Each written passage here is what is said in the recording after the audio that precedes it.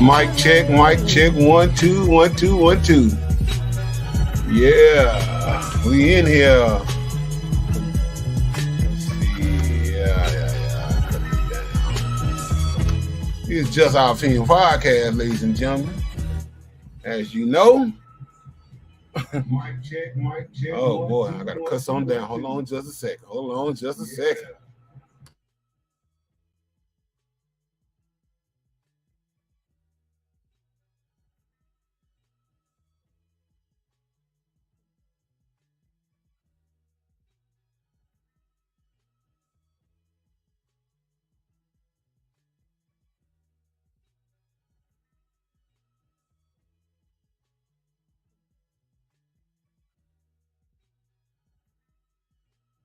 All right, here we go. I had to cut this volume down because I got the big screen playing, the big TV playing. But anyway, it's Just Our Opinion podcast, ladies and gentlemen, broadcasting live and direct at this Just Our Opinion podcast headquarters here in Hollandale, Mississippi. As you already can see, or you can't see yet, but I'm getting the camera together. But without further ado, you already know how it goes down. My brother and partner in crime, you already know.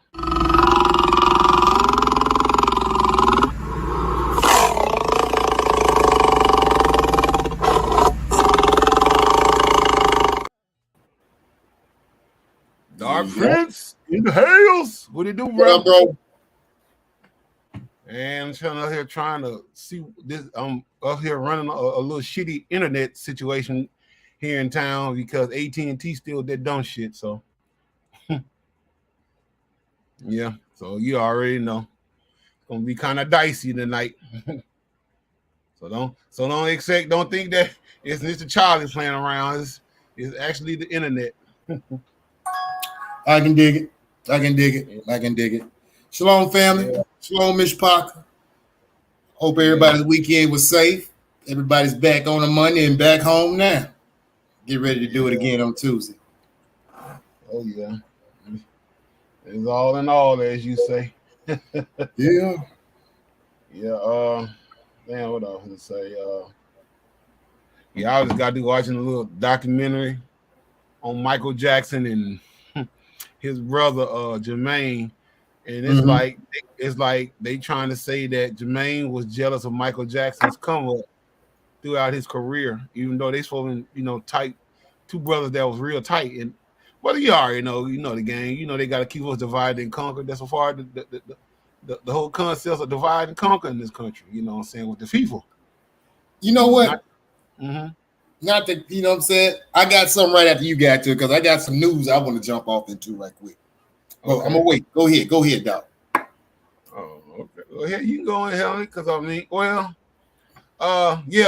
and handle it because there's some things I want to show you before we get into the true topic tonight. All right. Now, everybody here know about, well, I guess you should know by now, the Iran attack on Israel. I got a little video. I'm glad that you brought that up. I'm ready to talk. Let's check this video out. 3 has started. Are you ready? Iran is currently attacking Israel. Over 50 Iranian drones have been launched towards Israel. Everything has begun. If World War III breaks out, there are two sides. On one side, there are Russia, China, and North Korea. On the other side, there are NATO, USA, Israel, and the UK. Which side will you stand on? Iran has just launched a barrage of hundreds of cruise missiles and drones into Israel. The United States is reportedly sending fighter jets over to Israel. This will provoke Iran to attack US. If that happens, Russia and China will step in to protect Iran. Netanyahu has fled his country to take refuge in a fortified bunker. These leaders create chaos, and when things get too tense, they hide safely. You and your families are about to go through a third world nuclear war because of clueless elites controlled by you-know-who.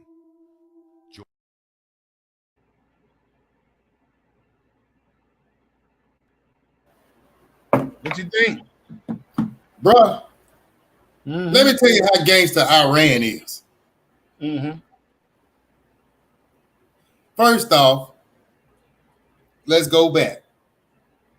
My Torah says that in end times frame, Persia, Ethiopia, Libya, and I think it's 2 other countries, Ezekiel 5, they's going to attack Israel. Now, right now, those names might not mean much to it because those are the ancient names of the country. But Persia people, 1935, Persia told the United Community, we want to be known as Iran now. That was 1935. Now let's go here to 2024. Iran so gangster. Iran told the U.S., told Israel, in 5 days, we're going to bomb y'all. Now, what does that do, people?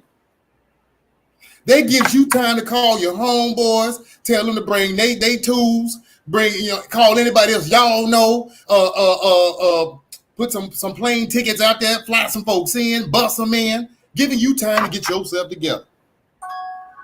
Now check it. After the 5 days is over with, Israel has what they so-called the Iron Dome, which means you can't get in. So they have a ground-to-air missile system, whereas anything coming in is going to shoot it down. Okay, sounds good, don't it? Let's get into the meat and potatoes, people. Now check it. Iran set off the slowest missiles they had, about 150 of them to 200. So once they got in the air, Israel's Iron Dome, aka Iron Dome, ground to missile air system shot off to hit them. But see, what they didn't understand was Iran is testing their system. Let me explain it further. Once their ground to air missiles were going off, they said, aha. Now, right after those, they sent in Scud missiles. Once the Scud missiles went through, it tore up the radar on the ground. Once the radar on the ground was knocked out, they're blacked out. So then, right after that, once the radar on the ground was knocked out, hold on a second, bro. they're blacked out. I ain't do that. Once the Scud missiles, Damn thing do what they want to do. Well, go ahead though. I think them people trying to run it back on tape, but y'all get it all out. Don't go there. What about that, bro? I'm keeping like I like to. I'm going back to the story. I ain't scared. But anyway, like I said, we're gonna get right back to it. Yeah, go on with the story. Now check it. So once the ground to the air missiles were intercepted, once the Scud missiles knocked out the radar on the ground for the Israeli people and the Israeli defenses, I should say, they sent in a hypersonic missiles and tore up the airport and a couple of other, cargo spots they had, depot supplies. Letting y'all know, we ready. And we let y'all know y'all ready. Now let's get into some brass tactics of what's really going on from a military standpoint. The ground to air missiles that the Iron Dome shot off cost the U.S. and Israel a couple of billion. The missiles that Persia shot off only cost them tens of millions. That's one thing they're telling them. Y'all can't afford the type of war y'all want. That's one thing. Because we can do this all day. And y'all say y'all had an Iron Dome, but we can take out what we want when we want to do it. Because if you also watch the tapes, people are filming from over there where they going live. They showed the hypersonic missiles coming in, blowing up stuff. The people running and screaming like it was a party going on. That's just how loud the screams was. But my thing is, once the generals saw what's going on, the Egyptian generals told Netanyahu, you need to back down. U.S. generals called Israel. Israel called Biden, and Biden had to call over the way and say, y'all need to back down because this is a war we won't win. If we get into it with these boys, they gonna dog walk us. So right now, with the offensive package strike that Persia has and things on standby, they don't want it. Israel don't want it. This nation don't want it. And we're going to leave it at that. I'm going to yield back. Yeah, well, I smell a lot of real shit ruin in the air. That's why I'm just sitting back. I'm like you. I just got my popcorn and soda water ready, like that. That's all I can say. Because this has got to go down. Yeah. No matter how you want to look at it. Yeah. This got to go down. You know. Now the crazy thing is, another thing that's gonna get Israel head took off is that the Muslim people set up a shop, whereas they got the Golden Dome. The crazy thing is the Golden Dome sits on the back end of the ancient Temple of Solomon. That's where that sits. Now the problem what's going on right now, because Israel said they got their red cows over there, or red heifers as they want to call them, saying that now that we got our perfect cow, hasn't happened since back in the 2000s. That's what they say. So they want to sacrifice the heifer and then build a third temple, which ushers in the new millennium for them, as they said from their book. Mm-hmm. But the problem with that is if you tear down these folks' Golden Dome over here, now you're going to have the Muslims already upset with you because most of Persia is Muslim. Mm-hmm. Not to mention, you know what I'm saying, that little knockoff Hitler squad like Hezbollah and Al-Qaeda and the rest of the gang. They were just working for them over the years. They had never officially attacked until a few days ago. Iran came from behind the curtain like, all right, I'm going to show you what's up. And let you know you can't stop it. That's gangster. Mm-hmm. Well, all that I can say is people just know that shit is going down in the country. You know, we're not here yet. Well, it's going down here, you know, here, but you ain't seen nothing yet. Because hey, let me get a look at that brim, man. Lean in toward the camera. I need to see the top of that brim right quick. What's that? Okay, what is that? Oh, that's hot there, bro. That's hot there. I like that. I like that. Shout out to West Side Clothing Connection. Man, that's tough right there. Yeah, that's tough. I said, is he throwing up the doves right there? Mm-hmm. I got a t-shirt and everything. I'm probably gonna be promoting a product on this channel. Handle your business, because I definitely like the hat. I definitely like the hat. That's yeah. I definitely like that. This is not no watered down hat. This hat down there, this hat costs the same price as it's a new era. I see it on the side of the head. It's a new era. Yeah. Bro, check it. Check it. I got the same new era right here. Here is the hat right here on screen. So everybody can check it out. New era right there, baby. Mm-hmm. Yeah. And I paid $50 for that one. Yeah, and this hat right here was down there. It was $33. It looks like a $50 right there. But I got about 5 more I'm gonna get. And when I get them 5 more, that's when I'm gonna go in and start promoting his situation, as well as he got shirts and everything, bucket hats and everything he coming out with. I check that out though, because I mean I'm feeling that though. Okay, but I'm a yield back. Go ahead, bro. Yeah. Anyway, bro, you know, there's been a lot of shit been going on in society, as always. That's what the whole idea of this podcast is talking about. Everything that we see that goes on in society. Mm-hmm. Well, I seen a little video that I made. I want you to see this, and you tell me what the fuck is going on. Mm-hmm. Something ain't right. Well, God can turn the world around, and He can push it in the dirt, and He can tear it all apart. He don't care who all gets hurt.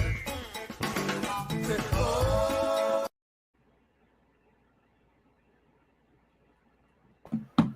Now that's what we've been in a city called Jeropa Valley, where this car was speeding, and lost control and ended up flying over in somebody's yard. But from the video, looks like it's kind of like it's staged or something. Because if you seen the car, it changed colors on the screen.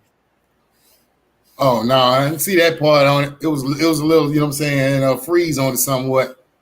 Oh, all I got was the last part when he come in hitting the building. Okay, let me see. You try it again. Yeah, that's the part I saw where it was like it froze. Something ain't right. Well, God can turn the world around, and He can push it in the dirt, and He can tear it all apart. He don't care who all gets hurt. Oh. Look like that vehicle changed color.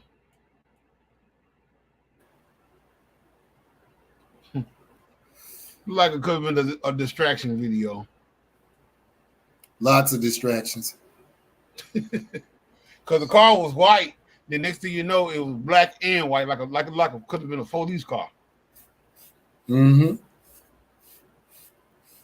But I'm gonna tell y'all something, folks. A lot of things that you see on the internet, some of them down there, probably I say more of the fakeness is being showed than the realness. So don't believe everything that you see. because the lies is more revealing in this society than the truth is. Oh, bro, I'm enjoying myself. Huh? I'm enjoying the show, dog. Go ahead. Oh yeah, I'm just saying, bro. I ain't shit. You know, they'll tell you what they want you to hear, not what you ought to hear. You for real? Yes.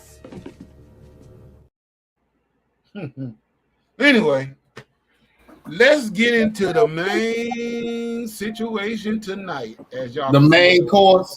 We about to get into the main course. We give the little appetizers. Now we hopping into the main course of this thing. Course, yeah. What you serving up tonight, bro? Yeah, y'all can see the screen.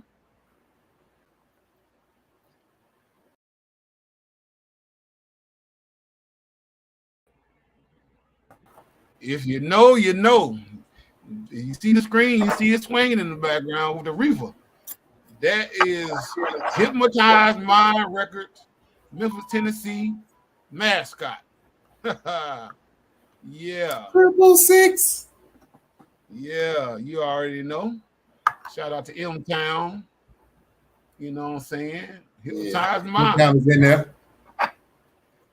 And the thing is, this label here, besides, you know, Memphis wasn't the only Stax Records wasn't the only label that come out of Memphis. Back in the 1960s, you look up, you get 30 years later in the game. You had this label right here that started guys like 3-6 Mafia that gonna run this say not too long ago. You know, Juicy J. Juicy. You know what I'm saying? And DJ Paul. Bro, he look like he died. DJ Paul, Juicy J. Man, this fella right here looking like he died. But all the lyrics I used to hear him rap about coming up. Yeah. Oh, okay. What's up, sis? DJ, salute. Yeah. What's love? What's love? You in the row. You and Mr. and the Mister. Much love on that end. I think I got a chance to see them doing some on the show. I think it was something about God mode. I think that was. I was trying to tap in a little bit. I think it was God mode. That might have been God mode that I remember because that stuck out of my mind because that's the mode I'm in. God mode. Mm-hmm. Yes, sir. Mm-hmm. Yes, sir. I got to roll up on that one. Yeah. Anyway, we got DJ Paul. Who else do we have? Is that because I can't, my screen up here freezing up in the back. Gangsta Boo. Rest in peace. Boo, God rest. Yeah, all day. You know what I'm saying? Another RIP to Lord Infamous. Yes, sir. The Scarecrow. That's interesting. He got the Batman sign on it, but me and you'll talk about that later. Oh yeah, what's that? And you got Country Black. Crunchy. I said Crunchy. Country. Country. You know what? That's crazy though. When we growing up, that's actually a Southern thing. When we used to call that's crazy because we were down on each other because of how dark our skin was. And somebody was really, really dark, we'll call him Crunchy. Crunchy. Mm-hmm. Yeah, he actually ran with that. Mm-hmm. He was basically, to me, I consider him as the Flavor Flav of the South. And you had Lil Chat. Lil Chat, yeah. And yeah, you know, and then let's see, because I know my screen kind of running kind of slow on my end, so I can't even hardly see. I don't have to look at my other screen on my phone. Okay. Then you had members that really didn't get their flowers because they left pretty early. I forgot what that white boy, but he hot though, dog. But Lil White. Okay, yeah, this is Lil White. You know what I'm saying? He was also added to the Lil White. line. His album Doubt Me Now, that shit that was cracking. I love that. I ain't gonna lie, that was cracking that album. I have to give it to him. He was hot. I didn't think he was gonna be able to do it, but he pulled it off. Hell yeah. Then he had that cut coming my direction. Mm-hmm. Just good old boys. Getting high, drinking beer. Yeah, that was the shit. Okay. And then you had some, you know, I'm not gonna say knockoff guys because these guys was all part of 3 6 Mafia way back in the early 90s. When they first started out, when it was 666 Mafia. You had guys like this here, right here, Skinny Pimp. Wait, now was he would do it? No, I'm looking at our damn list crazy now. Okay, I'm sorry, that's Endo G. He wasn't part of the 3 6 Mafia. He was a solo artist. I'm thinking this was Skinny Black. I mean, not Skinny Black. That's Skinny Black. That's on. Who you want to talk about tonight, dog? I'm looking at my list crazy, man, because my shit freezing up. Yeah, I'm gonna call it. Go ahead, bro. But hey, I'm in the car with you. Where we going? Let's go. Yeah, this Endo G. He had a song "Remember Me Ballin'." That shit that was hitting too, bro. I liked that shit. You ever heard that shit before, bro? No, I would have to say I never got a chance to get into Mafia like that. I stopped at 6 Mafia and Lil White. That was it. Yeah, well, see, he wasn't part of 3 6 Mafia. He was just on the label. I'm tricking that, you know what I'm saying? Because Hypnotize Mind, but my thing was they vibe. After I heard that, like, no, and I started to, shy away from just me personally now.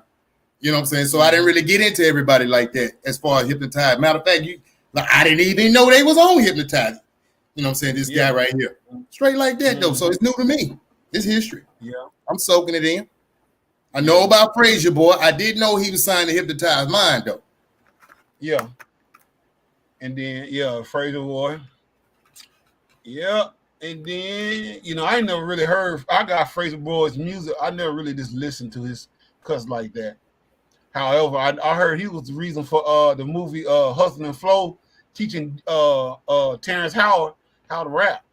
Now, see, how come that wasn't in the credits? Did you see that in the credits? Because I don't remember that part. Not really. Mm-mm. Man, I hope he got paid. Because he was supposed to the man of the hour to teach him how to rap, you know what I'm saying, how to get his, lyrics and shit together. Okay. And then you had the cousin of 3 6 Mafia, you know what I'm saying, Project Pat. I don't know. Every time I hear about the song that sticks out my head when you say Project Pat is Gorilla Pimp. I can't help it. Yeah. Dig that. Yeah, he had, Gorilla Pimp, he had Chicken Head, Don't Save Her. And then, that was cool. Mm-hmm. Yeah, that was just my song by, you know what I'm saying? Pat was just personified him to me. The Gorilla Pimp. Yeah. Did you see the movie Choices? I seen a little clip of it. I ain't seen it. This ain't really this. look It at was it. two Like, parts to it, 1 and 2. I got a chance to check them out because, you know what I'm saying, I was supporting Memphis and trying to see how they did things from the new movie thing. It was 90, so I went on and checked them out. It's the same average hood thing. yeah. Because, you know, it was funny because back then, a lot of artists, you know, like Master P started that shit, though. And he started doing those hood, like, movies and stuff. When he did I Got the Hook Up, and then you looked around, everybody started trying to do it. Cash Money, they were doing their thing with the Hot Boys, and then 3-6 did, you know, Choices and shit like that. Mm-hmm. Yeah. You know, Master P did that on Violent. That's right, it was on Violent, then I Got the Hook Up. Yes, he did. But Project Fat was, I mean, he was a real straight up hood classic. You know what I'm saying? Straight like that. Mm-hmm. You know, I mean, if somebody said they really never heard of Project Fat, y'all get a chance to go on YouTube. He got a damn nice little library, and you just check his flows out. That brother was really going at it. You know what I'm saying? I don't think he got a lot of good credit for it though. What you think? They usually don't give us no credit, you know what I'm saying, when things come out. Cause see, it was just like an overflow of music just coming out of all regions. And I'm still catching up to, you know what I'm saying. I'm probably, you know what I'm saying, put a vouch out there. It's some artist that came out there and I still ain't heard of them yet. Because the moves ain't floated my way yet. Yeah. All right, let's move on down the line. Who we got here? Mr. Dale. I never heard of him. Me neither. This is new. Keep going. But he was part of the camp. Now this guy right here. Now this is Skinny Pimp. I'm thinking that's Skinny Pimp. I can't see it on my screen yet. Yeah, it is. Okay, that's Skinny Pimp. Now that's one. He was one of the artists on 3-6. You know what I'm saying? You know, part of the camp of 3-6 Mafia. But I think he had some kind of little dispute with Juicy J and DJ Paul or whatever, and he ended up leaving, and he ended up beefing with them guys. You know what I'm saying? And then there's another artist that I'm gonna get into. Let's see. Hold on. I want to make sure I get it right. This shit still ain't coming up on my screen. That just goes to show you how this damn my internet is acting up over in this area. Okay, I know who this is. Is that screen showing Player Fly? Yeah. Now that's another artist that was a part of 3-6 Mafia back in the days when they first came out, and he was real young when he was on that label. You know what I'm saying? He left too. And like I said, a lot of y'all probably, especially in Hollandale, probably don't remember him coming to Hollandale and performing at the strip club that we used to have back here. And I got a chance to DJ for him. Shout out to Fly. And I talked to him about that 3-6 Mafia situation. He really said he really didn't want to talk about it because it kind of like started him because he thought he was really a part of the family, and he felt like he got basically done wrong. And that's why a lot of times he like to not talk about it too much, which I can understand that. Mm-hmm. But he was like, he thought he was a part of the family. And and he was like, he got done wrong, but he wasn't the only one that was tripping about the whole concept of that.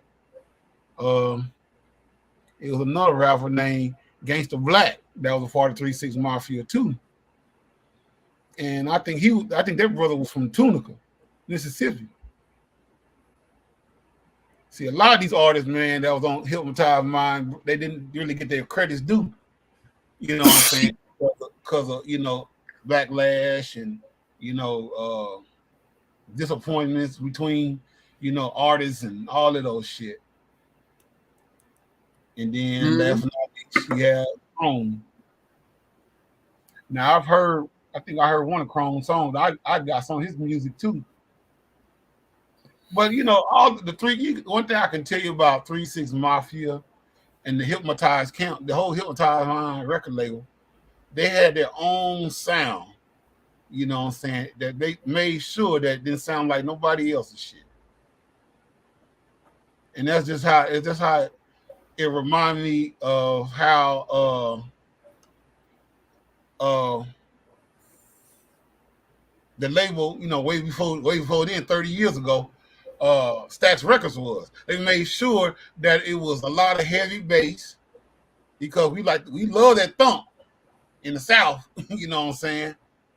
And they made sure that shit was gonna be hitting hard and sounding good, you know what I'm saying? Even though they had some crazy ass lyrics, because even though they was in the devil worshiping and all that old shit. Yeah, yeah. Gangsta Boots said it on the documentary. Mm-hmm. She thought, you know what I'm saying, she didn't think nothing of it. She thought it was pretty cool. Because her grandma put her ass out. Because her grandma didn't think it was cool. No, it ain't. Her grandma was like, No, she told her to get that book and get her ass out of her house because she wasn't down with that. Yeah, I wonder if we're gonna be able to see some video because, like I said, the internet's kind of running kind of shitty over here because I'm really running off my internet sources because AT&T they some bullshit. They fucked up everything over here. They claim some little niggas and stole the damn box. They gave that box away. Yeah, they can give it away. I mean, you ain't gonna get no money out of it. It's cold. They give away everything in this nation right now. Yeah. But I mean, what is your insight on the whole Hypnotized Mind record label?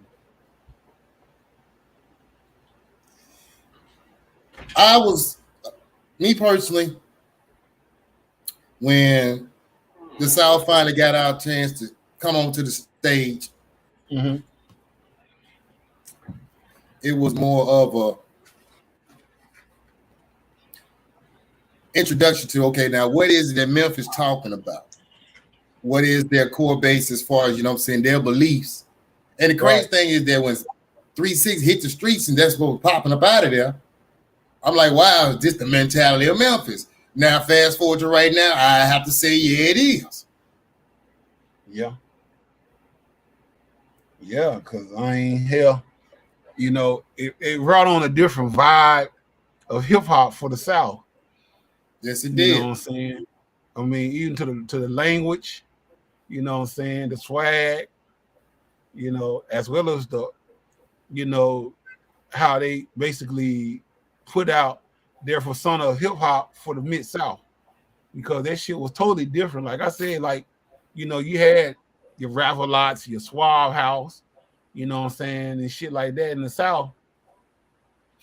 But it didn't collaborate with the whole concept of Memphis, goddamn Hypnotized Mind. You know what I'm saying? No, the crazy thing was right after that, the person I heard coming out of Memphis was Yo Gotti.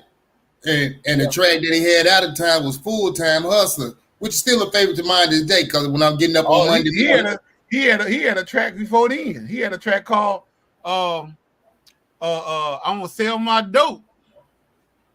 I'm gonna sell my dope. Ain't got time for no bitch or some shit like that.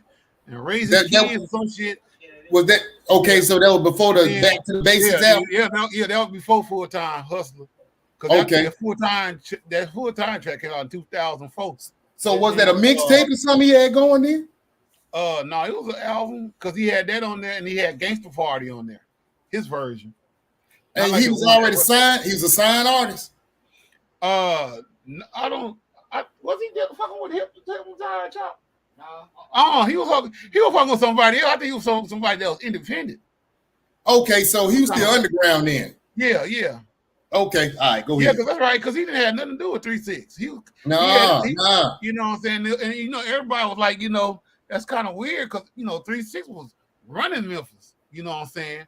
And they were like, how this nigga come out of the darkness, goddamn, without 3-6, you know what I'm saying? Now, not to go down this road too far, but see, that's the same thing was after everything was going on when Gotti took over. Then Dolph came up. Mm-hmm.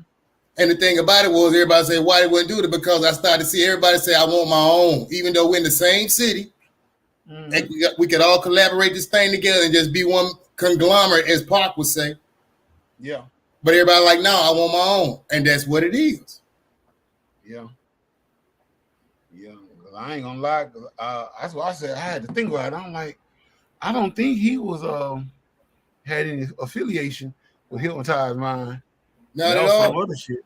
Yeah, that was some other shit somebody else was doing on the other side of town from 360 Mafia. Mm-hmm. And the thing is,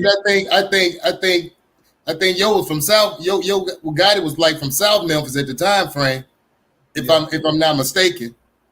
Any listeners out there, you know what I'm saying, put me on game if I'm wrong about it though. But I do believe he's from South Memphis at the time, you know what I'm saying. So North Memphis was Memphis now, and everybody knew about North Memphis.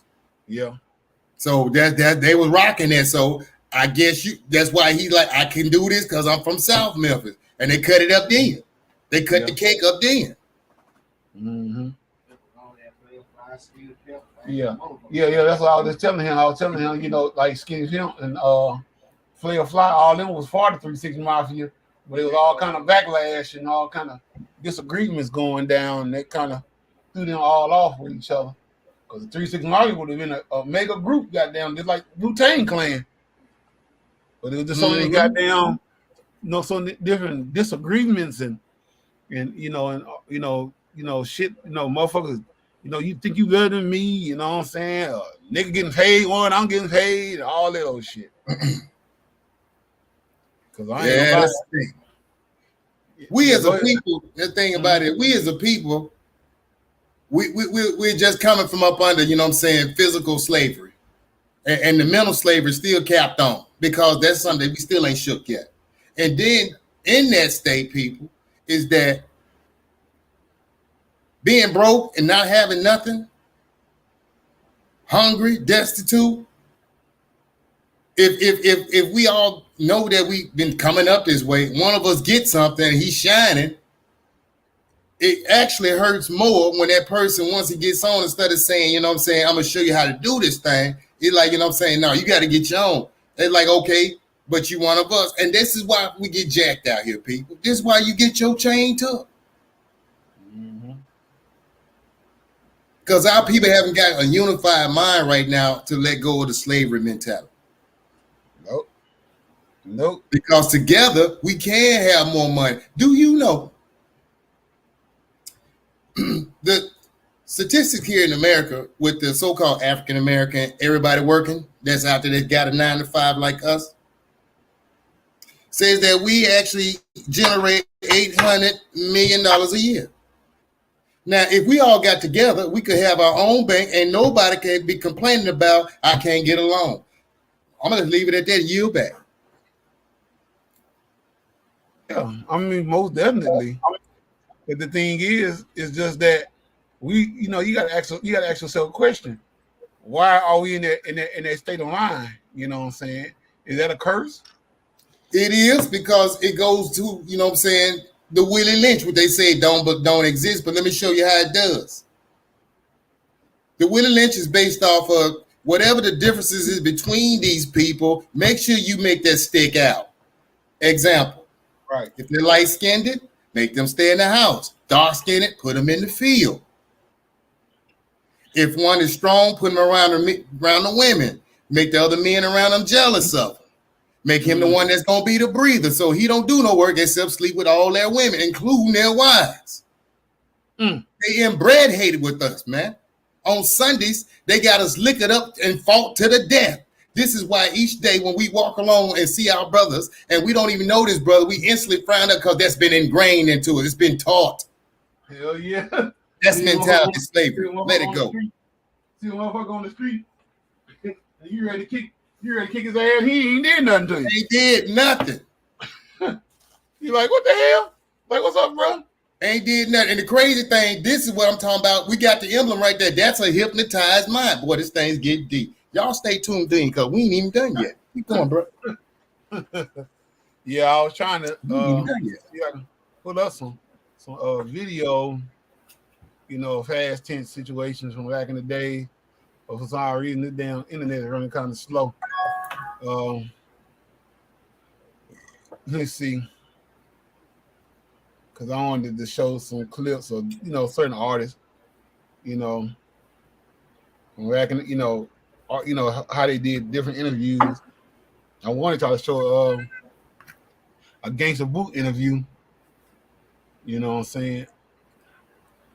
Yo, show, bro, run it. Yeah. Let's see. Matter of fact, I turned out. Let's see if I can try to do hers first. Cause I ain't gonna lie, man. I sure hate we ain't got our AT&T thing cracking.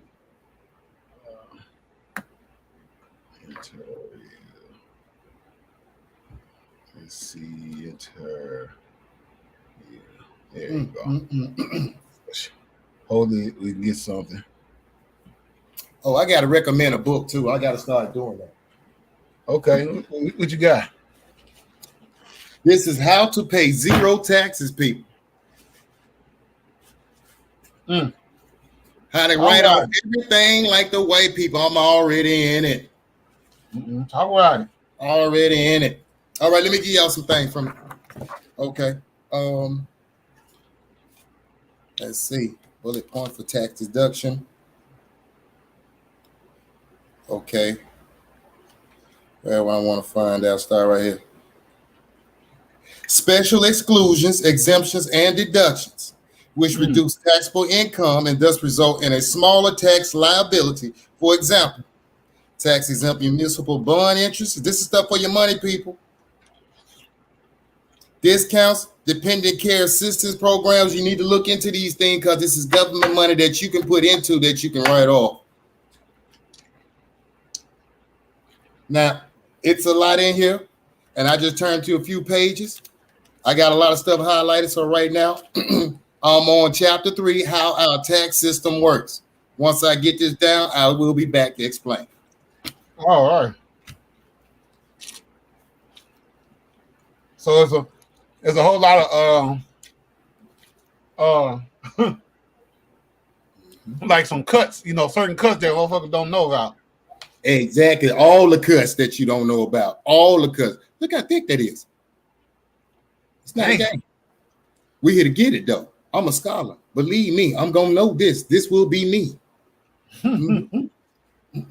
That's what's up. Got look into that. Say again, bro. I said you gotta look into that. Oh, okay. Yeah. I'm sorry, bro. I'm here feeding my face because I'm hungry as a motherfucker. Oh, you didn't eat before the show? No, man. I was trying to get something then, but I'm trying to get the damn internet straight as far as the show is concerned.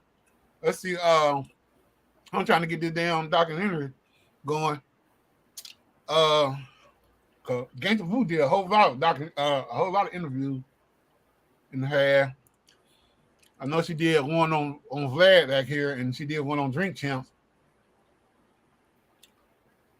And that one on Drink Champs, that was the most memorable one to me. Because she was talking about how she, made a lot of bad decision making. Let's go with it, dog. Let's roll.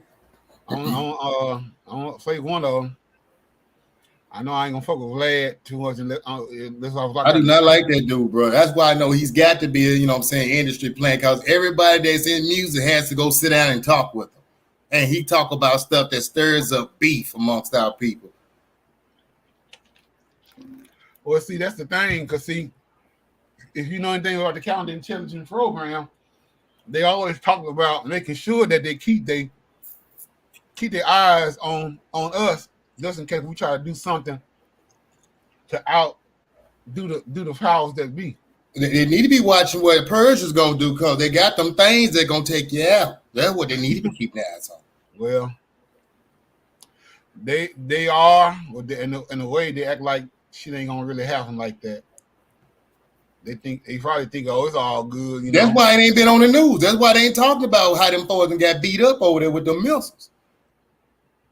They ain't said nothing about that. But go to Instagram, people. Go to Twitter especially. You're going to get it live. Every time it drops out, I'm seeing now from the algorithm that's going on Twitter, the news will get dropped here and that before it will on mainstream on your TV at the house where you at right now. Straight like that. All right, well, let's check out this Gangsta Boo interview back here. Let me ask y'all because Sorry about that. it seemed like I don't know. I'm going back to the beginning. We bouncing, but yeah, go ahead. Yeah, but it seemed like the animosity between 3-6 and Bone Thugs stretched so many years because it seemed like, but Oh shit! There you go. There. Oh, I said the internet. I knew they was gonna do that shit. Hold on a second. also came into the thing of saying they had to see each other throughout these years. So why was it so much animosity once this was? The verses? Yes. Why do you say that was animosity? You didn't even see it until the middle of it. No, but I see it. But I went back and I see. You did say there was something behind the scenes, though. I'm fucking with him. Yeah, That's my guy. No, I say no, B. No, because you know what's crazy shit? I forget which one of y'all It's kind said, of like or someone said, why we didn't do this 20 years ago? one of them. Yeah, Yeah. Man, you know, it's like I said, it's so much cool shit. Like y'all know, y'all businessmen, especially in the entertainment field, the industry, what we call it. It be all kind of shit that go on behind the scenes. Right. Cool shit that we don't have to brag on. So yeah, we was just young as fuck, and we thought they took our fucking sound. Right. Yeah, that's what I've heard. First time I've ever heard this. No, I've heard. It's been a thing. But it might have been the first time you heard it. Yeah, it's been a thing. First time I I think heard you being honest. Holy shit! Wait a minute. It's been a I've thing. never heard that. I've never heard that. Okay. No, but it's been a thing. That For a was while. yeah. Yeah. Oh, that's ill. That is ill. So yeah, I didn't think it was real though. It's been a thing amongst fans. You telling me but I didn't now, think it was real now between the keeping it groups. real this whole interview. Now you I've telling been me trying. I'm a that little y'all tipsy been now, but I ain't gonna lie to you. inside in the studio, and y'all said at one point, yo man, the Bone Thugs dudes is taking off. Yeah, we had a song with Dissing Bones. It's called "Live by Your Rep." You didn't know this shit. I'm an East Coast nigga. Shit It been don't going on in my matter. head for years. Yeah, but you. And we ain't had the internet then. We ain't had no Twitter. Yeah, so no, I hear what you're saying. Yeah, you are. I'm big East Coast. Holy shit. You fucking me up right now. Yeah, no, but we had a To song. see how We named the EP. To see how, like, by the way, Versus been going on for like 4 to 3 years, right? It started on quarantine. Even with Bobby, That changed shit on verses. That y'all versus. No way. Hold on, bro. Styles, that motherfucking that New York shit. Nah, but they didn't get that. I want to see what you're gonna say. Y'all got way more What serious. you gonna say? What about that? Locks and Deuce. No, that was a game changer. Speaking of Cam, what's up, Cam? I know Cam.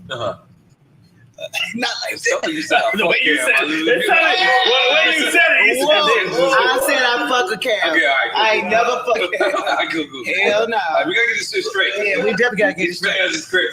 Cam, But when you Cam, talking about the Dipset, that was pretty lit. That shit was unorganized as fuck. It was like 100 niggas on stage. It was like it was messy as shit. Right. It was just I don't know. It was loud. It was just crazy. I was at my house. I took a fucking aspirin.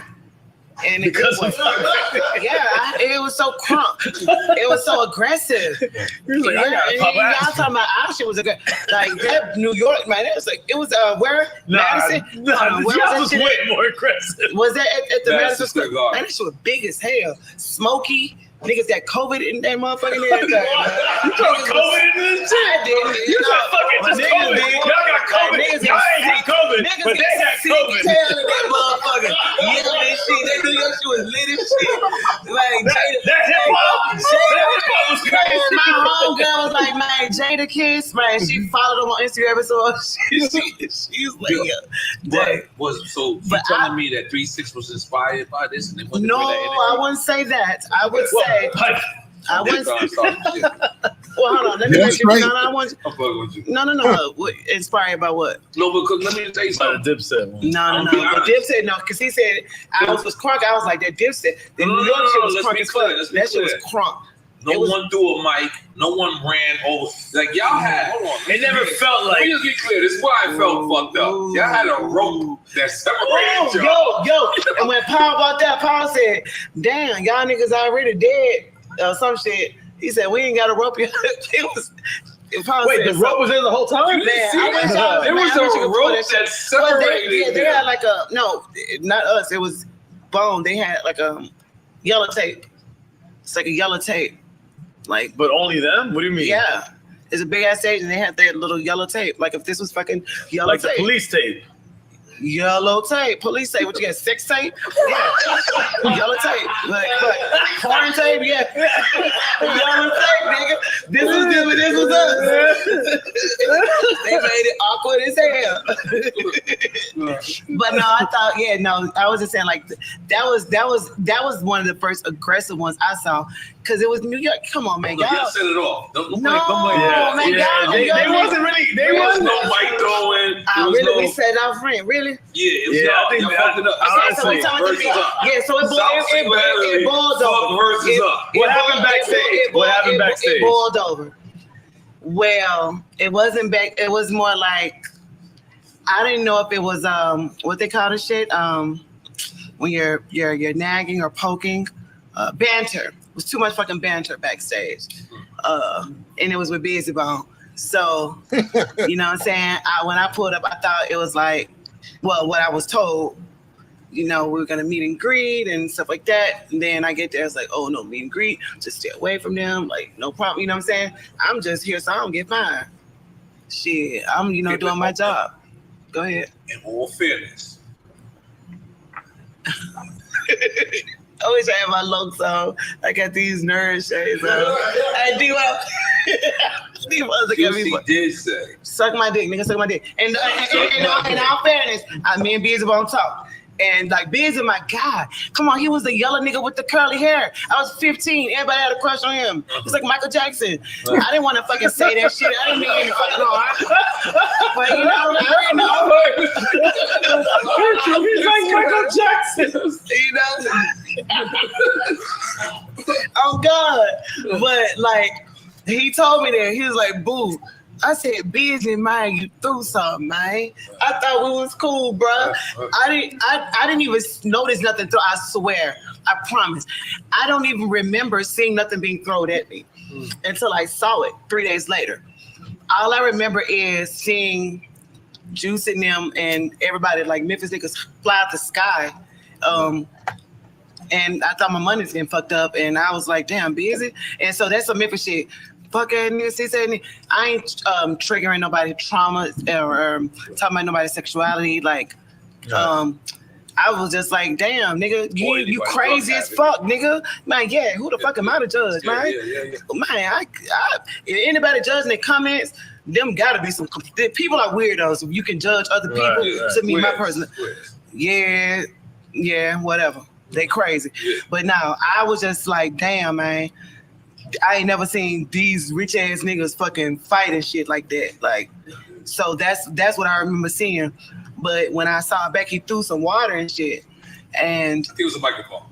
He threw a microphone and water. No, a bottle flew. A bottle flew. Sweetheart, he threw another bottle flew. And nobody noticed. I want to give y'all drink champs.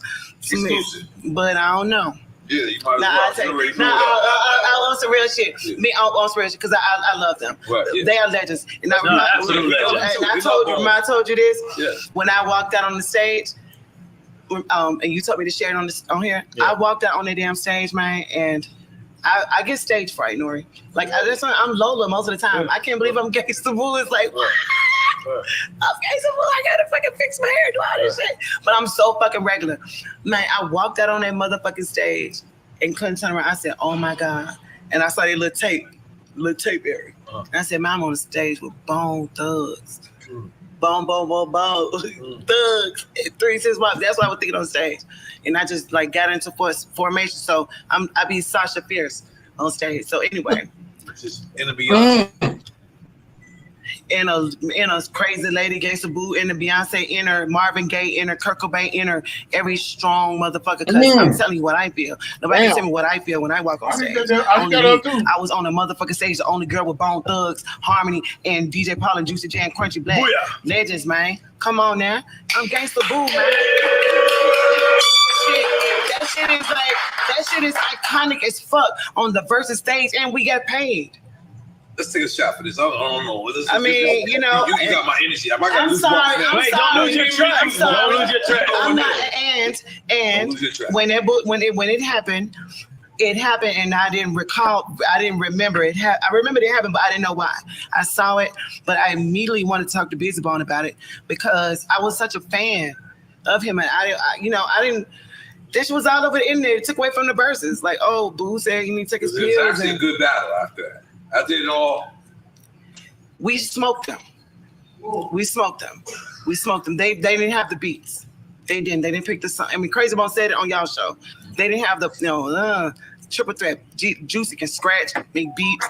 I mean, it's no fucking with 3-6. I mean, I don't know.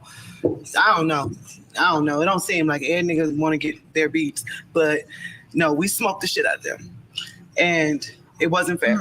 It wasn't fair. They should have had Mariah Carey. They would have won with Mariah, but they didn't. They had Lil Jon. Then he came out to our side. I'm just playing. But no, I talked to Busy Bone when it happened. This is what I want to share with y'all. I'm just talking shit, but because I'm a fan and I wanted to understand shit. But also, I saw him kind of talking on the internet. Now, I don't do all the talking on the internet. I'm not one of these live girls like doing all this shit. Like, it's weird to me. It's kind of creepy. I'd rather fucking masturbate or porn her up in private before I fucking talk about somebody on the internet. It happens. But I said, Busy, what happened, man? Why did you throw water? What happened? Why? Because you didn't see that. He threw two things. I thought a bottle. I saw a bottle. That was it. It was too much, too many. Right. You know what I'm saying? He threw water and a microphone. And you because the nigga said suck his dick. Yeah, it's Juicy J. I mean, you pull it up, Juicy. Yeah, I repeat, Juicy. Nigga, suck my dick. Drop that shit because he trying to get the show going. Right. Oh, Juicy. I didn't realize. We pull it back. Suck my dick. Well, you pulled it up. Shit. Well, drop the shit. We talking to our DJ. Nigga, because Busy called us ugly motherfuckers. Okay. And Juicy said, "You're not gonna be mocking me." Yeah, because me and Paul was dancing. We was doing like a waltz or some ballerina. We were dancing. They were playing slow songs. Okay. I thought it was we were dancing. Right. We were like twisting each other around in circles. You were teasing. Right. I was just doing whatever. Paul grabbed me. I was just in formation. Like I said, all this shit was a blur. Right. Paul grabbed me and started spinning me around. I was like, oh shit. Yay. I was like a ballerina. I was like a ballerina in a glass bowl. And I didn't guess. 1, 2, 3.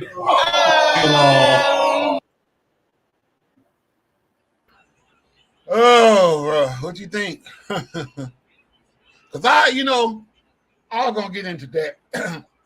The whole concept of that 3-6 was saying that they felt like Bone Thugs stole their style, but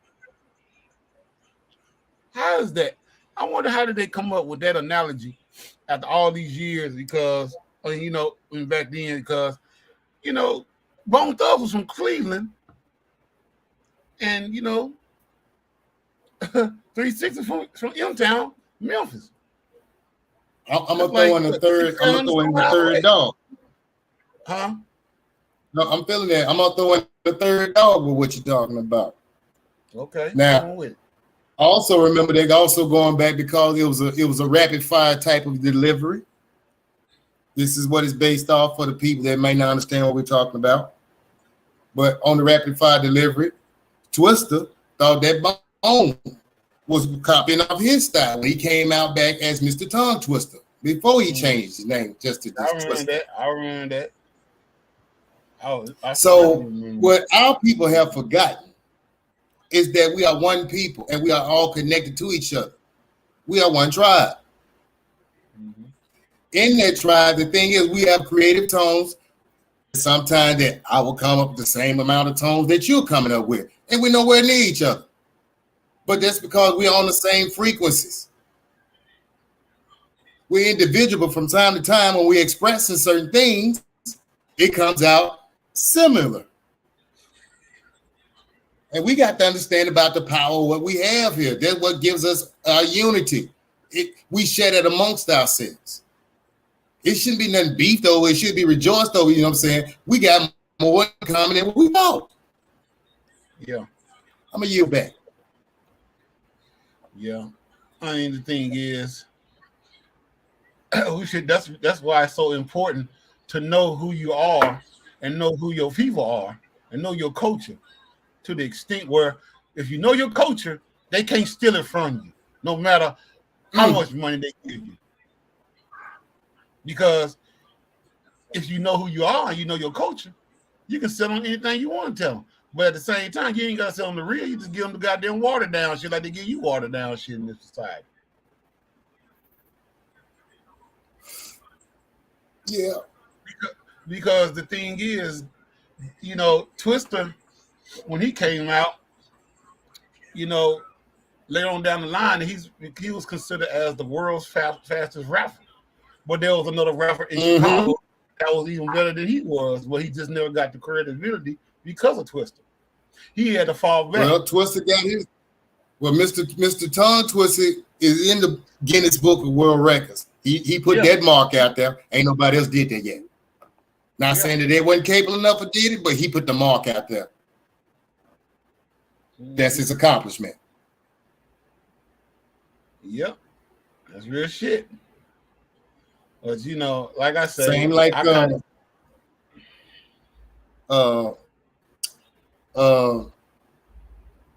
the Sugar Hill Powerhouse, Furious 5 now, Congressional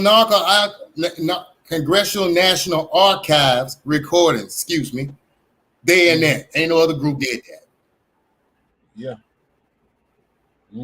So my thing is, how about we continue to hone these things that we have more on as far as intake and get these same type of stamps on the planet like these other predecessors? Yeah. That's how you make your mark, people. Stop talking about what everybody else doing.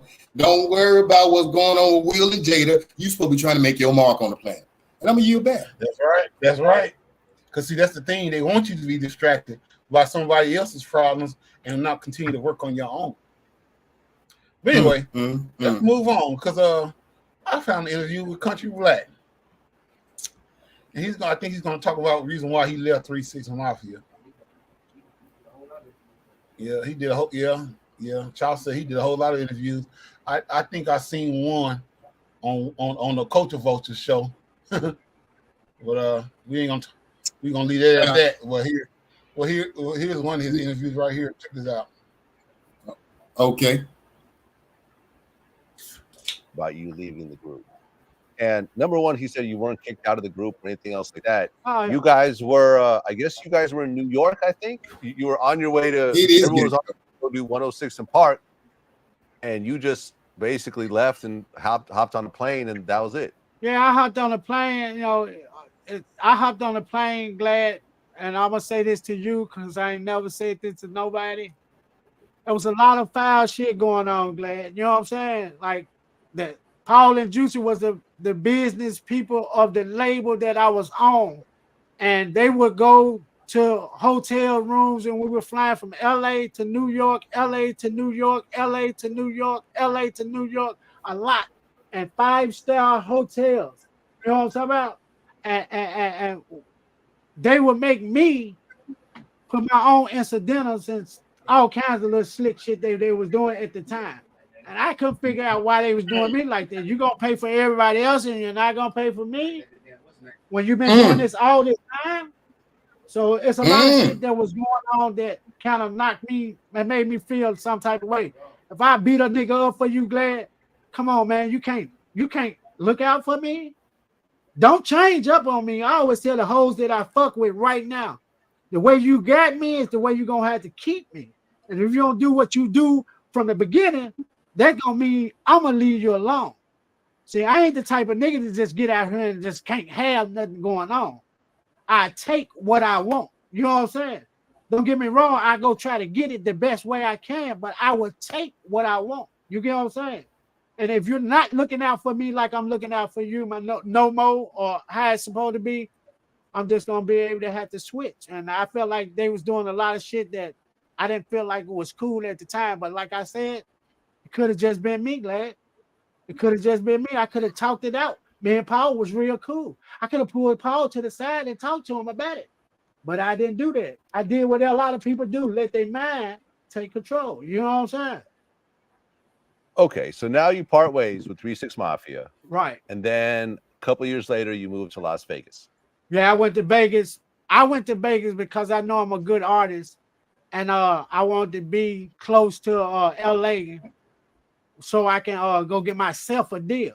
So I went out there to work on an album, which was back then called Crunch Time, an album that I still have, songs that I still have right now that I never put out because I was fiending for being on a major label. A lot of motherfuckers say major labels ain't the way to go and all that, and I understand what they saying, but if a motherfucker gonna give me a lot of money for something I don't did, you can do that for a minute until I can start owning my own rights to my own shit. I'm not gonna sit around and try to ride the horse everybody else ride. Too many motherfuckers on that horse. I only got in this game to be something at it, not just do stupid ass shit.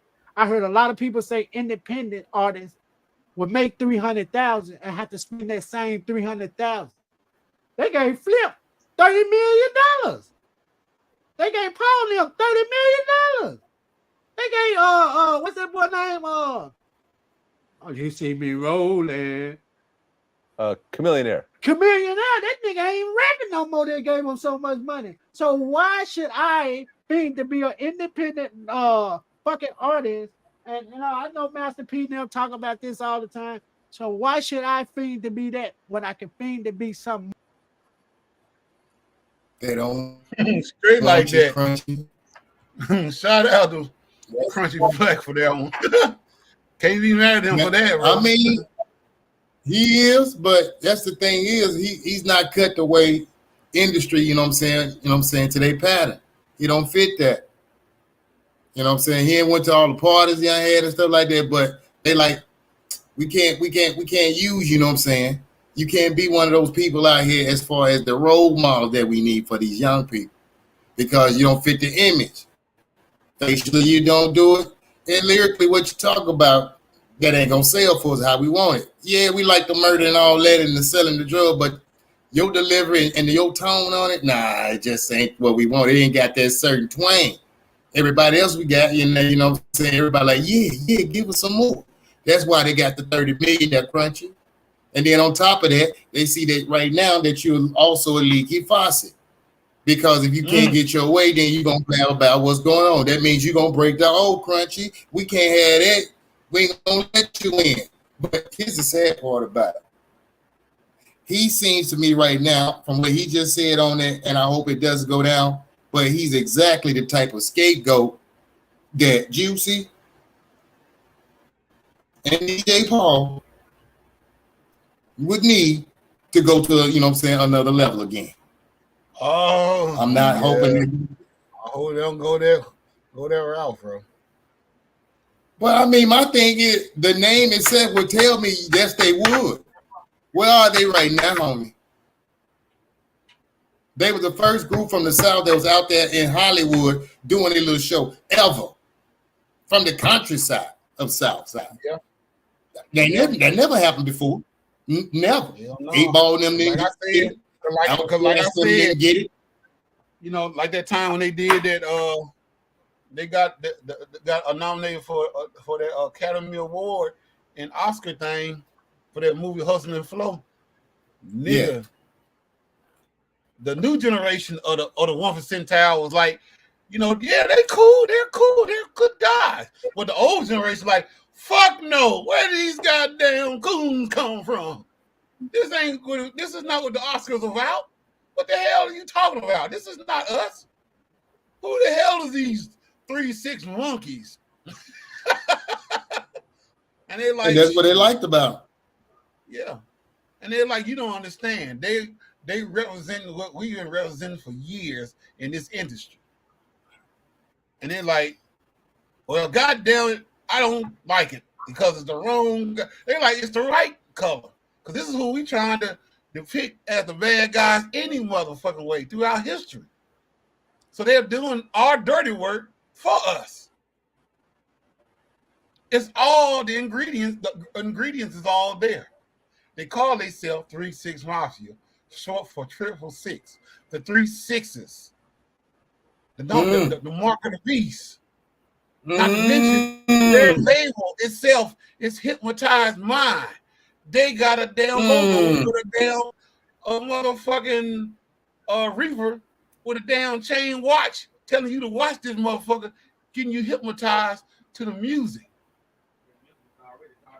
And then you know Memphis is like Charles said, hell, that city itself is being cursed because it's the Mid-South, and it's certain at a certain parallel in Memphis, which is a code, which you know we ain't gonna go into all that, but you know what I'm talking about. You know, let me just touch on the image right quick. You know what I'm saying? Mm-hmm. I don't think that people understand what this image is right here with the hypnotize mind. This is death hypnotizing you people. Death. Mm-hmm. I don't think y'all got that. Mm-hmm. Yeah, exactly. I don't think you got that. Exactly. That's the reason why, you know, you think about the big hand and the short hand is at 12 o'clock. Time's up.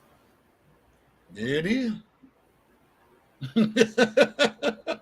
Well, we're gonna leave that alone.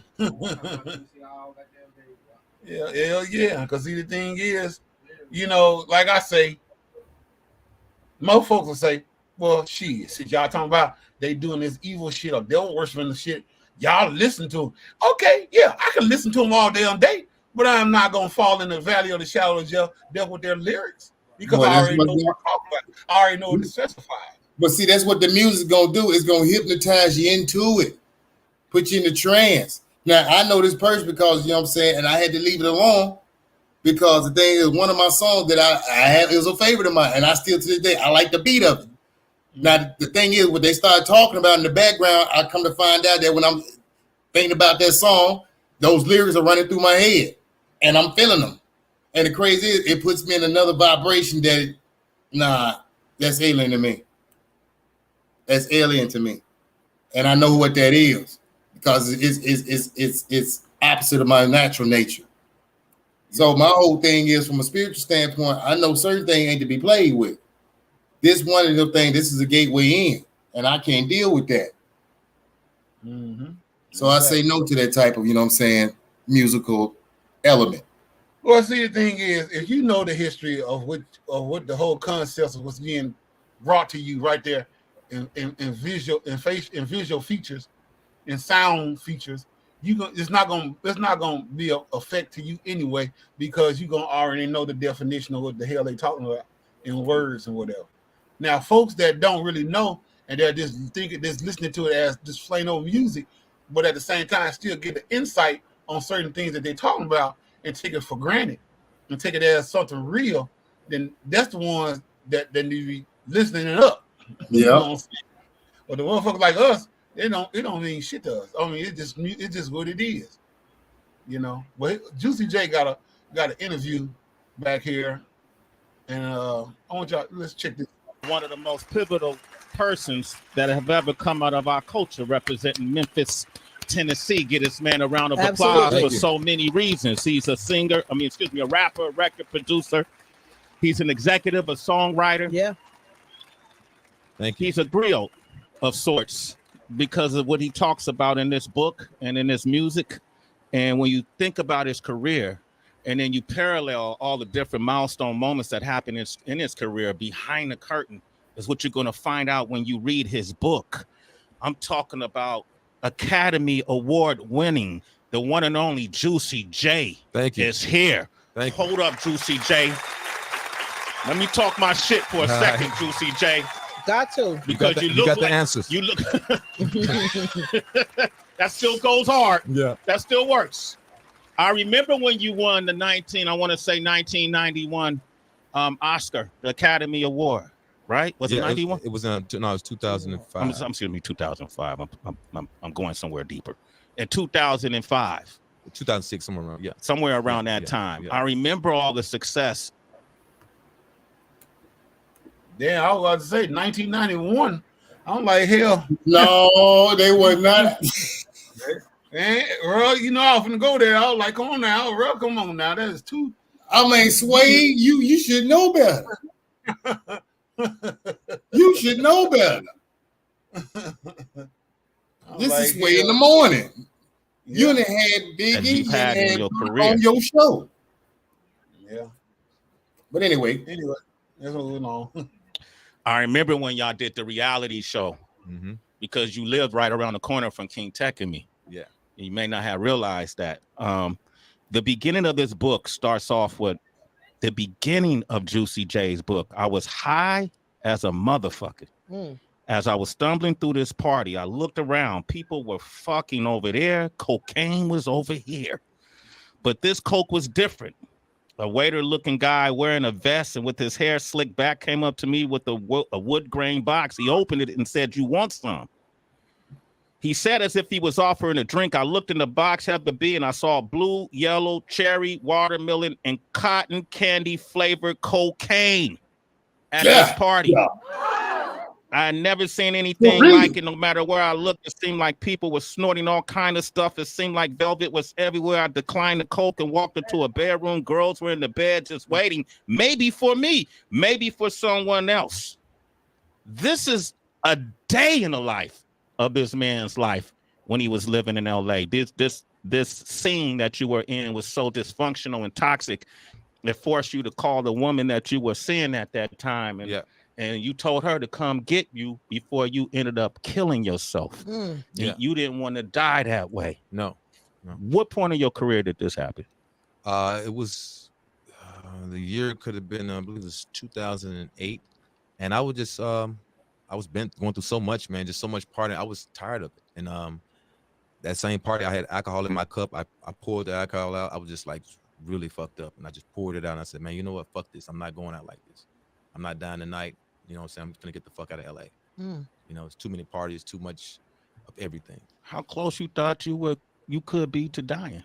I mean, you know, you never know. I mean, not just partying and just going so hard. I mean, I didn't know exactly. Can't say when or how. I just felt like if I didn't get out in enough time, who knows what could have happened, man. You know, the group was breaking up. Everything was just falling apart. It was fucked up. Did it feel like a spiritual experience almost? Because you said you just poured it out and called somebody to say, come get you. Like, that just sounds a little bit deeper than the average. I'm ready to bounce. Yeah, I would say most definitely. You know, through my whole entire career, my whole life, I always had like, I would get these talks in my head. Like I remember I was at the Playboy Mansion. I jumped into this pool with this porn star. And you know, she got butt naked. She jumped in. I got butt naked. I jumped in, and then this voice in my head was like, "Hey, what are you doing?" And and it's like, you know, you don't have a rubber. You know, you don't know this girl. We gotta just had all this success. You can just throw it away. You know, you can get this chick pregnant. She could have a disease. You know, you don't know. So immediately I jumped out of the pool. I was like, "You're right." You know what I'm saying? And it's a lot of times in my life, certain circumstances, I'm getting ready to do something crazy, and this voice will just come in my head and be like, yo. And same when I was at that party, this voice was in my head like, yo, you want to die tonight? You drinking all this alcohol, you know, you're popping Xanax, you sipping lean, look at all this cocaine around here, look at all these crazy people. Like somebody could, you know, who knows what the fucking happened in this party, you know what I'm saying? Police could have ran up in that motherfucker, who knows, you know?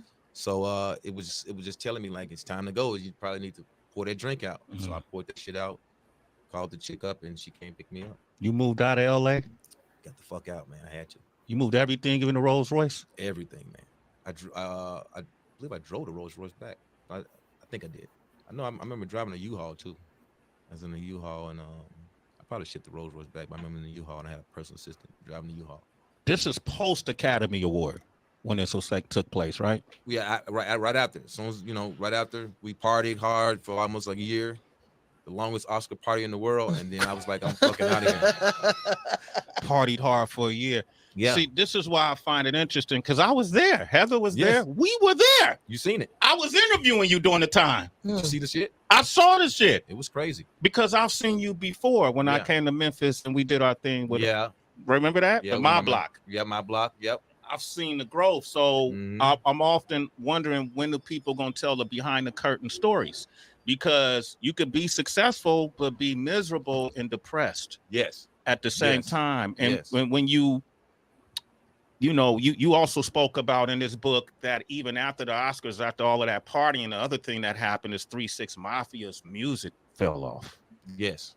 And you felt like y'all were making music, trendy music. It wasn't music that was groundbreaking, and that for you was your biggest depression, because you couldn't make the music you wanted to make. What was that like? Man, it was hell, man. I lost everything, you know, my creativity. You know what I'm saying? I'm usually just coming up with a song, boom, boom, boom, but living in LA, it was just like different things were playing on the radio, and then it's a whole different scene. So Yeah. I wasn't really used to that, and I just feel like I just lost everything. I couldn't, I could make some beats, but it wasn't relevant. I'm still making stuff that was like maybe like 2-3 years old. Like my brother, Project Pat, would come to my house all the time, be like, man, y'all beats ain't hard no more. Yeah, your brother would say that to Yeah, you? he would say, hey, man, y'all ain't popping no more. He would tell me this stuff. Be like, man, what y'all doing? Y'all are just getting high and partying. Y'all ain't trying to put out no mixtapes. And I like mixtapes. He like, yeah, that's what niggas doing now. Y'all ain't say, oh man, you ain't paying attention to what's going on, man. Like, y'all ain't popping, man. I'm just being real with you, Jay, man. You know what I'm saying? Your brother told you that. I'm just being real. Like, he would tell me that all the time. And I'll get mad, be like, what you need? I was saying that was I'm just they telling cousin, you, they I ain't brother. hearing y'all music in the clubs. Y'all ain't got that hand bass in y'all beats no more. My bad. That shit ain't hot.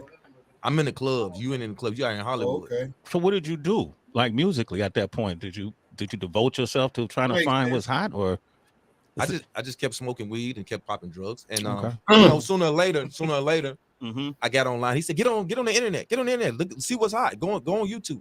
He's like, y'all shit. So I started going on YouTube and looking at things and listening to a lot of different new artists, like Gucci Mane. I was listening to a lot of Gucci Mane.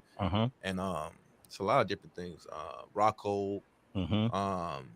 What else? Just everything. You had a great relationship you revealed in this book with Mac Miller. Yes. Where did that start? I met Mac Miller through Wiz, and I met the manager Benny. Actually, I can't remember his name. I think I got his name wrong. Will was actually not the manager. It was can't remember his name, but he was cool. The manager was cool. I can't remember his name, so excuse me. But anyway, I met him through Wiz and through the management, and he did a concert in LA, and I came out on stage. I was shocked though. I was like, man, look at all these. It was like a lot of young kids, like 15, 13, 14-year-old kids. And I rapped Slob on Knob, but I was so kind of like, man, these kids. I was kind of you like, was rapping Slob on my knob with the kids in the crowd. let me finish. I rapped Slob on Knob, but I didn't say the cuss words. Okay. I'm like Slob on my, like corn on the cob. Chicken it with me, you know what I'm saying? And like Mac Miller was laughing so hard. He's like, I can't believe you, man. You really actually give a fuck about the kids, man. That's cool, man. You didn't cuss, you know what I'm saying? And Mac Miller became my friend, and really be one too? I threw a birthday party for him, his 18th birthday party at the studio I got in LA. And, I know. We had a lot of fun, man. It was turned up, man. You know what I'm saying? Mac was a good dude, man. Yeah, real good dude. I remember Rest hanging in out peace. with Mac. Yeah, rest in power. And Omaha, I hung out with Mac. Yeah, he got me to come to a party that I shouldn't have been at. I felt like a chaperone when I got there. Had to be kids were so young. I find your story really interesting all the way through the entire book. I wonder what kind of conflict did you have as an artist after having these experiences and hearing these voices and knowing that I'm going down this dark path, but a lot of your lyrics still, rap around drugs and take the use of drugs. And then we talk about Mac Miller, somebody lost his life to drugs. Yes. Did you have Gangsta Boo? How did you rectify that as an artist, still rapping about those same things, or was it ever a conflict? I didn't want to conflict. I mean, I was doing a lot of that shit. You know what I'm saying? Sipping that lean and turned up every day and taking Xanax and drinking alcohol and waking up, don't know where the hell I'm at. You would pass out when you do that kind of shit. And like what's crazy, when Mac Miller first came to LA, I was telling him, I was like, man, be careful out in LA, man. You know what I'm saying? Like, only thing that I just really was stressing about was cocaine to everybody. Yeah. Because I like, I pop pills and sip lean. But I was like, man, that cocaine is just like, that's a different beast right there. That shit makes you crazy. You know what I'm saying? When you coming off that high, you get angry and, I don't know if you ever did it before, but I've never done it, Juicy J. I would tell you if I had. Good. Jesus loves you. Turn to drug, Jesus. So, He's the only way into heaven. Like, I sip some lean, Papa Zan, but I was like, that cocaine is crazy though. That shit make you lose your mind. I got 2 points. Okay. I got 2 points. Okay. The first point was the wooden box that he described about the different flavored Cokes. That was mind blowing. I've never dealt in that before in my life. Don't plan on dealing in it at that time soon or in the future. But I thought they were mind blowing by the different colors on that. The second thing, which was the most important thing to me, was when he said he hopped in the pool. Yeah. And he's hearing. Now, this is my question to people, because this is my example of the Most High, you know what I'm saying, existed. Was Juicy J having his own thoughts about jumping in the pool with the female, or was he being spoken to? That's a good question. So my whole thing is, I didn't even know that he was even still being dealt with by the Most High that way. Because the thing is, from what I had seen about it, you done made it to Hollywood, the city of angels. Fallen angels, if you ask me, though, but we'll leave that there. So my whole thing is, after the fact, it's like, you know what I'm saying, as Sway is actually talking to him about you going down this dark path, I mean, what you gonna do about it? And he said he hopped right back into the candy and stuff as they had at the party he was talking about earlier. So that just proves one point to us people. When you're going through things, especially spiritually, you ain't gonna be able to drown that out. You can try it like he did, but you're gonna crash hard. Either you know what I'm saying, jump back into it harder and be out here and everybody like, what happened? And it fell off. We done seen it. You done seen it. That's the next step. Or y'all willing? Folks turn around, you know what I'm saying, like they're a whole different person. If I was everybody, let's do the latter. I know that's what I'm trying to do, but I'm gonna yield back. Go ahead, Doc. Yes, sir. Did anybody warn you about these things? Because you said, you know, a couple times that you were talking to people about don't do this, don't do that, and the warnings of being in LA and the party scene. But did anybody come to you early on in your career and be like, hey, man, you might want to take it easy? Nobody really came to me, man, and told me that, you know. I always felt like I was invincible. Like, you know, I couldn't fall in the hands of drugs. I was like, man, I could sip some lean to be good. I'd take a Xanax to be good. I ain't, you know what I'm saying?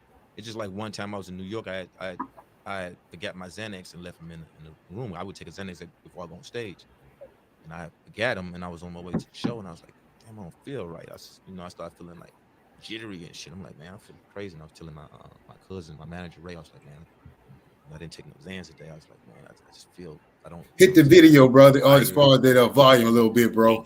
Okay, let's see. I think it's kind of low. Like anxiety, crazy. Is those high as it go? You know what I'm saying? I'm on stage. I'm sweating hard as a mother. I'm like trying to rap. And then when I got back to the room, I took the Xanax. I was like, whew, jeez, wow. You know what I'm saying? Did you say you took Xanax? And then that's when I knew I had an addiction. Back into the candy. Time I did a show in Atlanta. I tried to call myself like, man, I ain't gonna do them Xanax, man. Fuck them Xanax. I left them. Went to the club. I'm up there tweaking. I'm over there shaking and shit. I'm like, man, I got to get out of here. I got to hurry up. I don't have my Xanax. I was telling Mike Will, I was like, man, I didn't take the Xanax. Crashing. Oh, shit, I know you going through it. I said, yeah, man. I fucking need the motherfuckers to function. And then I started. That's when I knew I was fucked up. And then Ray had took me to this doctor, and he told me how to get off the shit. And what did he tell you? Shit, you got to share that. Well, he told me to take half. He said, you know, you taking all the whole thing, just take half, and you'll grab. Oh, you got to back up off of it. Yeah, when you step off. So I started. You got to back up off of it little by little. So now I'm cool. I'll never be addicted to Xanax. Get that man a round of applause. And listen, man, y'all heard that, people? Yeah, that's an ongoing journey, man, and you're not perfect, but I love that you sharing this information because it's a whole generation of us on pills, and you can't, you know, you gotta be careful. Like a lot of it is recreation; it ain't, you know, prescribed to you, and your body reacts to it. It's a chemical reaction to it, biological reaction to it. Yeah. I'm wondering, did you and Gangsta Boo ever talk about, you know, substance abuse and what are your thoughts on her passing? Man, that shit tore me up, man. Yeah. I got a text that morning from Chad. It was like Boo dead. I just like it's stuck in my head. You know what I'm saying?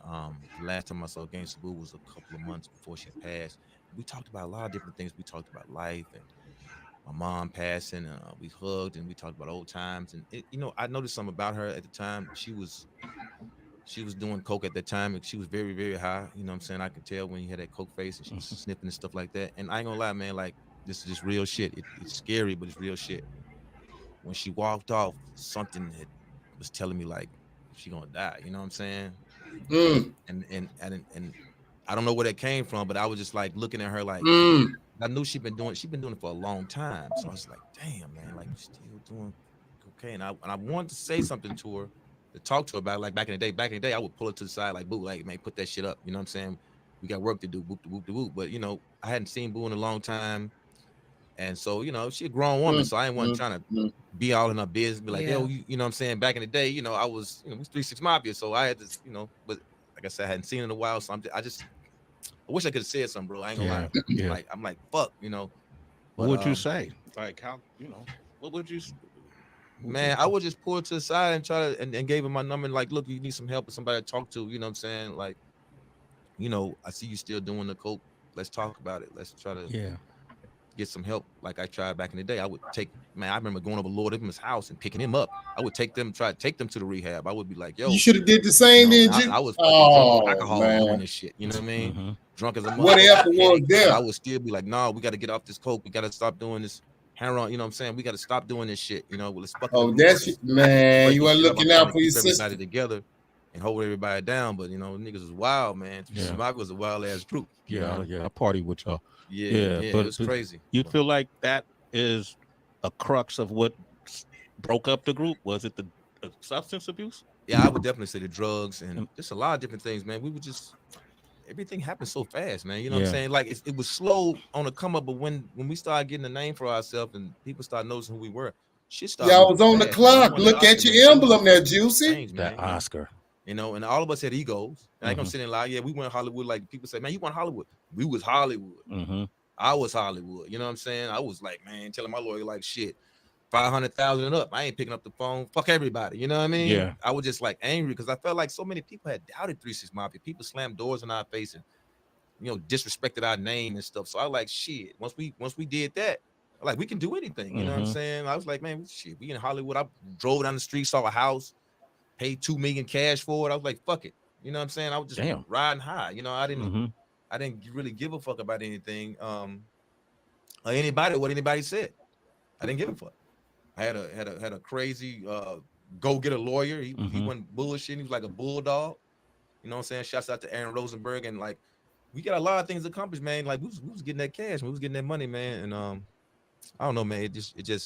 It was good, but it was bad. It was good and bad at the same time. Good and bad at the same time because, you know, when you having all this money and fame, girls coming at you, you know, I would go to the club, just so many women. It gets to your head, man. You get the big head. You get to thinking like you're invincible and you know you can't be touched. You know what I'm saying? And then sooner or later, that devil come in and take that shit away from you. You know what I'm saying? You know, you get rocked to sleep. That's what my brother talk about it all the time, man. You niggas getting rocked to sleep out here in LA. You know what I'm saying? Y'all high and shit. Y'all not paying attention to what's going on. We got rocked to sleep. Y'all got rocked Ain't to that sleep. what the clock doing? Rocking, hypnotizing. Project Pat, the Oracle. Give it a Pat, man. Yeah, we had Pat up here before too. HB, what are your He thoughts? was hypnotized. I'm just glad. Like, thank you. Just for and being rocked your him to sleep, just transparency. like the clock is doing right now. And he's a whether victim. we want of to it. admit it or not, Victim of your own you hear those success. voices sometimes, and you ignore them, or you decide to just. He said he was trying to stop him. Maybe that's the word, and follow through. And it's those life-changing decisions sometimes where you don't know, had you not listened, where would you be right now? So thank you, and thank you for the book. You know, because I know this is not easy. This is a process in itself and a project in itself. So thank you for this. Thank you. And when I was writing this book, my mom was diagnosed with cancer and everything. And, you know, I talk about a lot of mental health in this book. A lot of I don't know if you read the whole thing, but I talk about like mental health, you know, mental health issues. Like, 'cause I had those situations, and I talked to a therapist and stuff like that. And I think it's very important for people to talk to therapists and get some help. Because I can't say the names, but I've been on the phone in situations where people have called me, you know what I'm saying, close to me, man, I'm about to kill myself, you know what I'm saying? I have to talk them out of it, talk her out of it.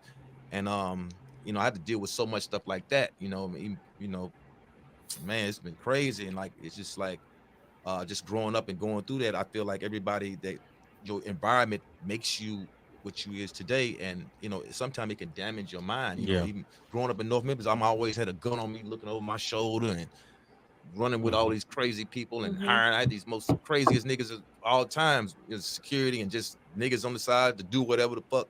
Like that shit, it'll drive you fucking crazy, man. You know what I'm saying? It'll fuck your mental health up.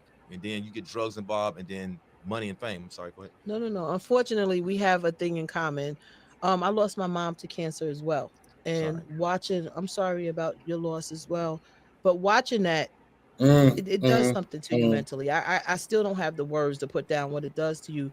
Was that the thing that made you actually write the book, or had you started writing the book prior to your mom's diagnosis? You know, I ain't trying to be funny, but I feel like anytime a person sit up there and say how they hurt, you know, I hear folks say, you know, everybody hurt differently. Yeah, I get all that.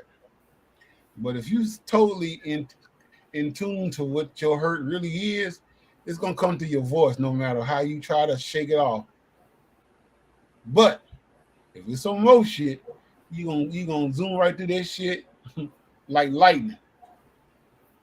You ain't gonna have no kind of remorse because you don't know how to have no remorse because because what you're saying is not really the truth. But hey, that's just my opinion. Let's go. Yeah, I started writing it, and then she got the diagnosis, and I was like, and I knew she was sick, you know, even when I was writing it, but I didn't know exactly what was wrong because she wouldn't tell me. Same thing. She just keep everything till I called the hospital. I was like, "Yo, this is Juicy J from 3-6 Mafia. I need to know what's wrong with my mom. She's not telling me anything. Can you tell me?" And she's like, she got on the phone. She said, "Brace yourself. Your mom got 5 to 6 months to live." And I was like, "What?" Like, damn, man. Like, you serious? So, I didn't tell my family. I just kind of told my brother and my dad, but I didn't tell my sisters. I was just like, you know, I was, man. Huh? Yeah, that's hard. Yeah. That's hard. Juicy J is here, man. We're actually celebrating this man's journey and the fact that he's sharing it with us today. Yes. And some of these topics are hard, but you chose to talk about them because not only are I'm sure they're therapeutic for you, but it's going to help a lot of people. Necessary for other people. Yeah. Yeah. When you go ahead, I mean, that's what I want. I want people to understand that, you know, you don't have to take your life or do anything crazy or take somebody else's life, shoot up a school, and then, you know, we gotta stop that shit, man. Fucking with these kids. You can get some help for that shit. You can get some help for it, and we all dealing with it, you know, especially in Memphis. We see the lives. Oh, I see where Mozart got his heartstrings. It ain't been easy in Memphis for a long cares time. about Y'all the told me kids. that before some of these younger artists. Okay, hold on. Say it again, bro. I see how the Most High got his heartstrings. He cares about the kids. If he was really gone, you wouldn't care about nothing. But he cares about a future of our people, and that's in the little ones. Mm-hmm. So I can see that light shining. You know what I'm saying? Glad to see it. You know, this is one of those popcorn movies right here because I didn't see it turning this way. You know what I'm saying? So now you got to tune in and see what happens next. I got to get popcorn for this one.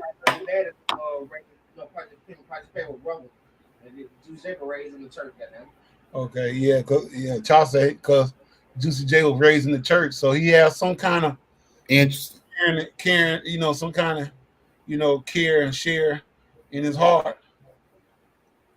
But at the same time, I still gotta have this whatever the fuck they want me to have in order to keep this thing going. Other than that, they're gonna come get my ass. Right. Hell yeah. You ain't never seen a Willis bicycle, Papa Willie. So there you go. People have lost their lives and lost their lives. What do you see? What's the because listen, this book isn't just about hardships, it's about triumphs. Yeah. Because the fact that this man could talk about these stories, made it through, and he's here today. I want to make sure we remember that you did win an Oscar. Thank you. Yeah, you did win an Academy Award. Yes. You have made top 40 singles. You have been a top charting artist. You have produced big hits for big artists. You have been on songs with Katy Perry. Yes. You know, you have done all of these things throughout the adversity that you faced in your life growing up in Memphis. Yes. And see, when you try to tell people fame is hard, they don't want to hear that because they ain't never been through it. No. And so I've been trying to tell folks on my smaller level of celebrity, hey, when you see famous people doing shit you think is crazy, you got to know the context. Yeah. What's behind the story? Yes. Before you saw the end result, what was Juicy J going through? You know what I mean? Yes. Those things are important. Mm-hmm.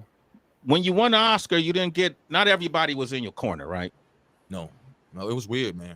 It was a weird experience. I ain't gonna lie, bro. Like when I went to that Vanity Fair party, I was totally shocked.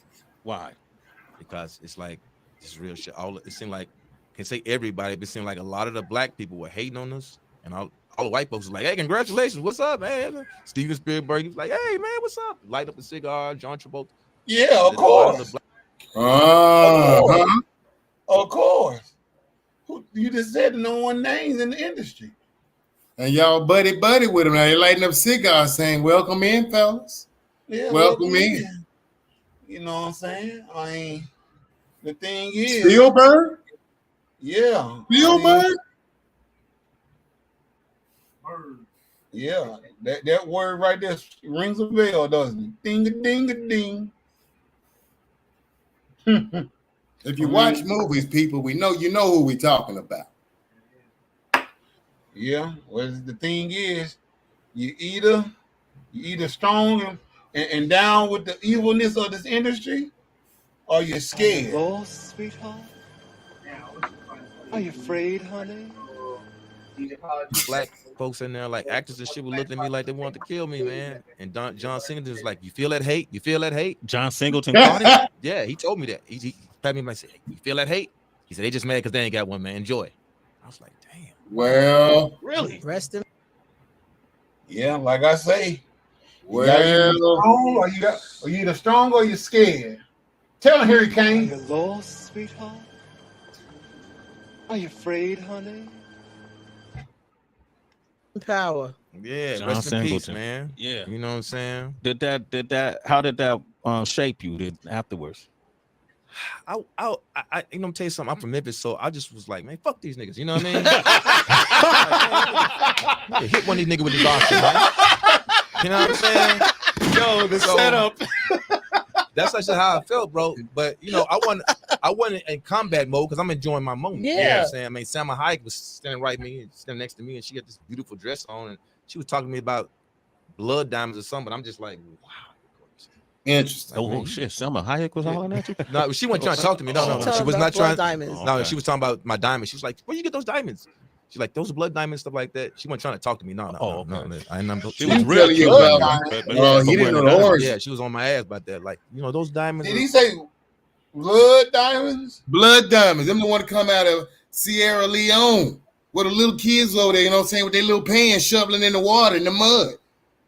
Some of them dying out there. Them diamonds. Let's go. Oh no. It's cool. Man. I don't do nothing to you. I told you that, man.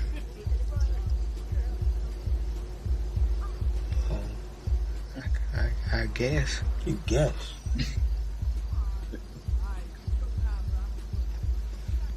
Well, yeah, I do. You know, she was talking some real shit, but I was just like looking at how beautiful she was. I said, wow. I was like, Salma Hayek was talking to me. This is crazy. You know what I'm saying? Yeah, he was all at the moment. Yeah. I was like, wow. Yo, man. What because I know you got a book signing today, right? Yes, yes, at Barnes and Noble. Barnes and Noble, 555 Fifth Avenue. Oh, In 30 minutes, Juicy J will be there, which means I have to wrap this interview because I'm feeling what you felt in that room at the Vanity Fair party with your handlers. I feel like I'm feeling that same cold shoulder over here. Let's wrap it up, Sway. Let's wrap it up. Two things. What's your message for Memphis moving forward? Stop the violence. Stop the violence. And I think they need to, as far as the politicians down there, they need to figure out a way to give people better jobs, raise the pay, whatever you're doing, whatever kind of job it raise the pay, and get these people, because people in Memphis are smart, man. You know what I'm saying? Very musical, talented, cool people. I just think they need more opportunities. They don't have opportunities in that city, and so it just turns into everything's in a rage. You know what I'm saying? Now you say you're an artist, right? He said, you know, Juicy J's an artist. Why is he talking about what the politicians supposed to be doing? Why he can't do it?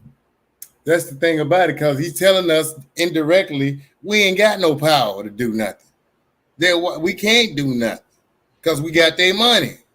When we got their money, just like you at the job, we need you to do a specific job and we'll pay you this money. Same thing.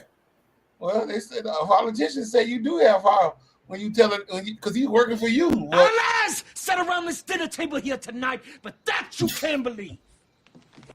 So anyway, we're right along. So that's my thing, man. And hopefully, man, like, you know, later on in my life, I was thinking about, I'm still thinking, you know, later in my life, maybe when I turn 65 or whatever, and I'm done with rap, I'm done with music, period, I might run for a senator office or something, just try to help clean up the city, man, because Memphis been going through hell, you know, since I was born, and it's even worse now. You know what I'm saying? People are getting killed every day, and kids are getting killed, and stray bullets, and You know, they got these crazy crooked police officers out there. You know, they killed that guy. Rest in peace. So like, we got to clean that up, man. We got to, you know, we got to stop that, man. That guy, huh? You don't know his name? Yeah, that guy. My whole thing is about it. He already know Willie D and Scarface, you know what I'm saying, a few years back, they was running, you know what I'm saying, for city council. That didn't go. We don't need you to influence like that. We paying you for a specific job, and that's what you're getting paid for. Mm-hmm. They're gonna get in there and change the game in a country that won't rarely let you get a goddamn a loan for your house and car. Don't let you get your no business loan. They got all kind of similarity rules and regulations behind that. They're gonna ask you out that you probably never thought you'd hear in your entire life. When you find there with the confliction for the protection. You ain't got to worry about it. Now come on in here and get this goddamn $100,000 loan. You don't. Matter of fact, I'll give you $250,000. Come on, you got the confliction for protection. But that brings up a point though. Back to how to pay zero taxes. Mm-hmm. Now, people, when you get your houses, you get your cars, you get your businesses, whatever that is that you say you want to own. What they don't tell you is you also have to take out, I wrote it down, an allodial title for the full ownership of that piece of property. Or what's the other word for it? Can't say it like, if you know what I'm saying, something that's in writing though. I can't the term for it though, but if it's something in writing, you know what I'm saying, you own that. Mm-hmm. But the thing about it, it's got to be a allodial title. Now you can just go ahead and get on, you know what I'm saying, download the form down from the state, and it's a allodial title, you know what I'm saying, put that in your search, and you know what I'm saying, the form behind that, allodial title form, print that out, fill it out on whatever it is that you say you want full ownership on. That way the government can never come in and seize anything that says it's an allodial title. That's a note I want to drop, and I yield back. And you know what I'm saying, Memphis is a beautiful city, man. Like, you know what I'm saying, it's beautiful people there. There's people that want to have some things, but it's just so ratchet that it turns you into a street nigga. It turns you into a gangster. If you ain't a gangster, you live in Memphis, you're going to turn. They're going to make you into a gangster. They're going to make you pull a gun on that because they're going to keep fucking with you, rob your ass, talk shit, whatever the fuck. They're going to make you tough. So that's my thing, man.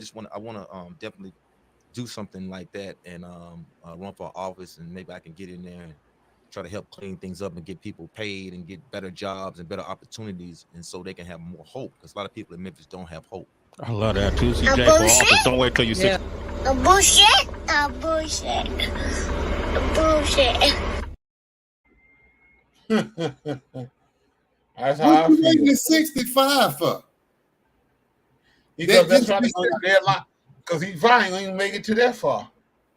This shot of him right now let me know you ain't serious. That shot of him right now says I ain't serious about it. Nothing I just said. And this is a shot probably was taken before. But it fits right now so well. I'm gonna become 65 to stop what's going on right now. How many people are going to drop off, and how much corrupt stuff is going to be going on by the time you get to be 65? That's what you're telling us. We need to wait. Yeah. That sounds like, never mind. No, it's just what it is. I mean, these niggas are just who they are. They puffers on the string, doing what they being told to do. You know what I'm saying? It's just like this here. This is my mindset right here. Fuck did your little black ass come from? Where the fuck did your little black ass come from? Because all that shit that he was saying is just like he just said, ain't no hope. Yeah, hope is the vote. Wish. Hope is wish. Hope is wish. Ain't no action behind that.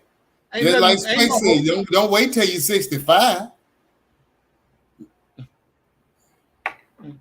That man brought it out too, because I was thinking the same thing. He said, man, don't wait till you're 65. I'm like, because that don't make no sense. You on National Airways saying it's killing stuff going on. I may have some type of influence if I was to run for office, but y'all got to wait till I'm 65. Man, dude, yeah. Woo! don't know. Jim Jones, what you think? The lie. The lie. I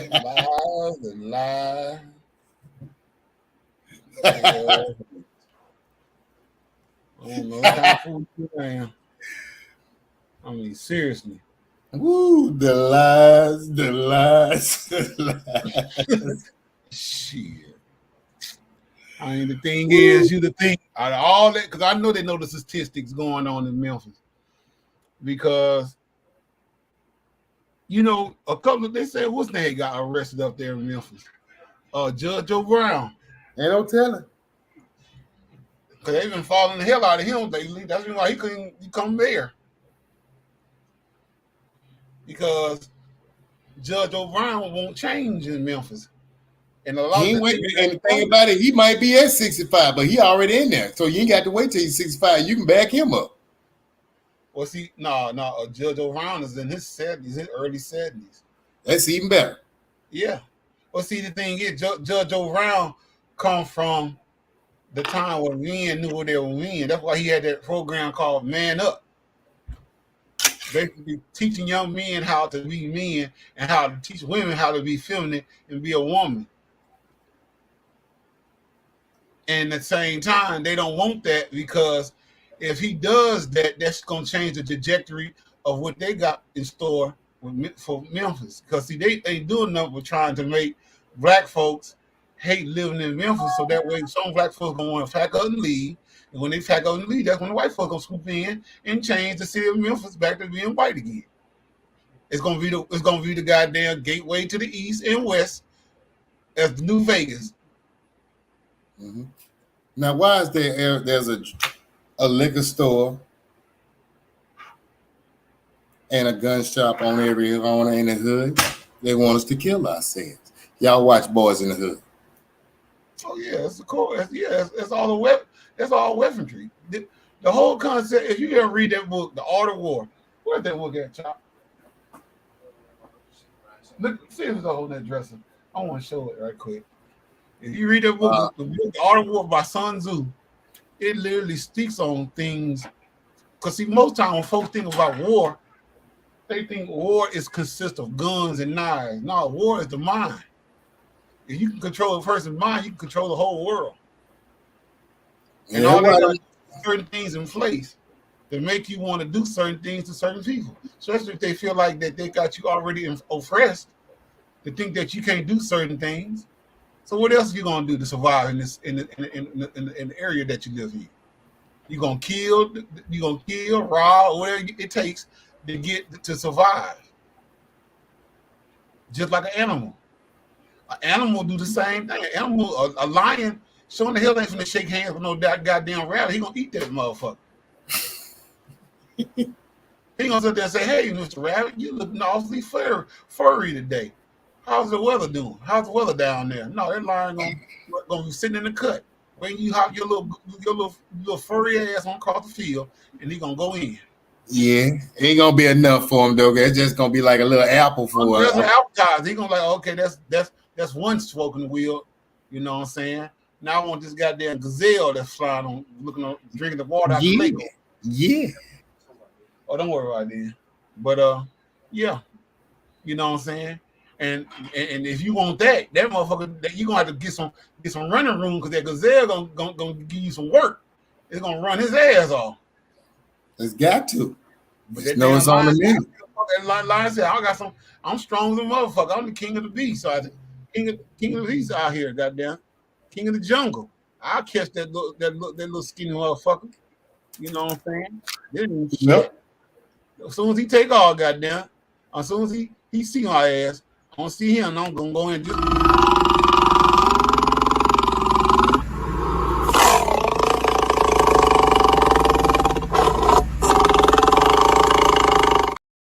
And you know when you hear that sound there, you already know it's about to go down. Lion trap. Yep, it's about to go the fuck down. Shit. That motherfucking gazelle better get a head start on running. But Yeah, that's the 3-6 Mafia way. And like I say, you know, I still got love for their music, but they, you know, the contents and all of those shit, I don't go along with. I'm not down with. But the music itself, as far as the bass and the sound and shit, the lyrics is one thing. The music itself is another. Because I already know what the lyrics, I mean, and what the whole setup is all about. You know what I'm saying? And it's by design, because like I say, we done went from having Stax Records in East Memphis to having Hypnotized Mind. Mm-hmm. Stax Records back in the 60s was the sound of the South. You know, it was considered as the Motown of the South. Mm-hmm. But the only thing about their music, they had a lot of nice high frequency, high bass sound. They made their shit make it sound totally different from Motown. We had Isaac Hayes. Yeah, Isaac Hayes, Otis Redding, you know what I'm saying? Booker T and the MGs. Mm-hmm. You know what I'm saying? Sam Cooke, Sam and Dave. Who else we had? The Dramatics from Detroit was on Stax Records. Mm-hmm. You know what I'm saying? You know, they called them the Family Dramatics in the 90s. Uh-huh. They was on the label. They was on the song Doggy Dog World with Snoop Dogg. You know what I'm saying? They were part of Stax family. Then you had man, so many artists. I can't even go there right now. But if y'all go back on YouTube and look at the Stax Record documentary we did, you know what I'm saying? You'll check it out and see. And the thing is, they try to make like whites and blacks in the South back in those days didn't really get along, but it wasn't all whites and blacks that was like that, because Stax Records was a label that was consistent of whites and blacks working together to make the sound that created this new sound for the South. And not to mention the songs that they were singing on were the same songs that the Motown sound was singing on. Once again, Otis Redding was singing "My Girl" just like the Temptations was singing "My Girl." You know what I'm saying? Mm-hmm. You know, they had Respect. He had his song called Respect. Look up, Aretha Franklin did her version of Respect. So everything that was always created it come out of the South, regardless of how you want to look at it. You know what I'm saying? All these songs that we listen to our whole life come out of the South. Mm-hmm. You think that this person had basically started that song, but you come to find out, you look up, it could be somebody else before that person that even came out. That's just like the song Creep by Luther Vandross. All these years, when I was young, I thought that was his song until I found out the original Creep was by Stevie Wonder. I mean, a lot of these songs that artists from back in the days made, they did the new, you know, later on artists basically did a carbon copy of it. Some of it sounded good, some of it didn't. You know what I'm saying? I mean, that's just like I was listening to what's the group? The Emotions. They had Who Can I Run To? Find out, you know, Escape wasn't the original artist that made that song. It was the Emotions. Sound the same and everything. But the only thing about the Emotions version, it was more of a 70s sound for that time. And then, you know, Escape put their 90s feel to it, you know, when they brought out their version. But, you know, it's like my man Q-Tip said on Tropical Quest, things go in cycles. That's right. Nothing never comes into the world, you know, on the first go around. It's always going to be something that's going to cover it. Somebody that's going to cover it. But I love when we cover shit I hate when I ain't trying to be funny and nothing with white folks, but I just can't stand when white folks try to cover because when they cover it sounds. No, they don't be covering, they be copying. he say copy, they don't be covering. They don't cover nothing, they copying. You know what I'm saying? You know, funny, a fun fact that Dolly Parton did. I'll always love you. Uh-huh. And then Whitney Houston did her version of it, and it killed Dolly Parton's version. I'm trying to tell you, because when the song came out, and you would say, no, Dolly Parton song, they're like, Dolly who? Yeah, because you listen to Dolly Parton, and she brought her version out, I think, in the 70s. And Whitney Houston brought her version out in the 90s. I'm just sorry. If Whitney covered anybody's song, she probably outshined them. I'm being real about it. Hell yeah. You know, you already know, bro. I mean, ain't no question about it, because everything that we touch turned to gold, and they know it. They just don't want to give out credit is due. Mm-hmm. You know, it's just like we talk about one of these days. I'm gonna do a whole podcast on Michael Jackson and the Jacksons. All right. What you think, bro? Think we can pull it off? I'm just in the car. Where we going?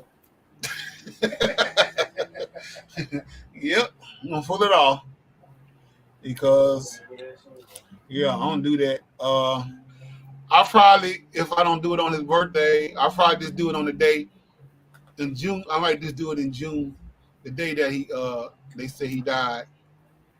They say, because bro, I really found out something on that kind of really changed my whole trajectory on Michael's death. So you want to do it on the 29th of June? That's when he died, didn't he? Mm-hmm. 2009.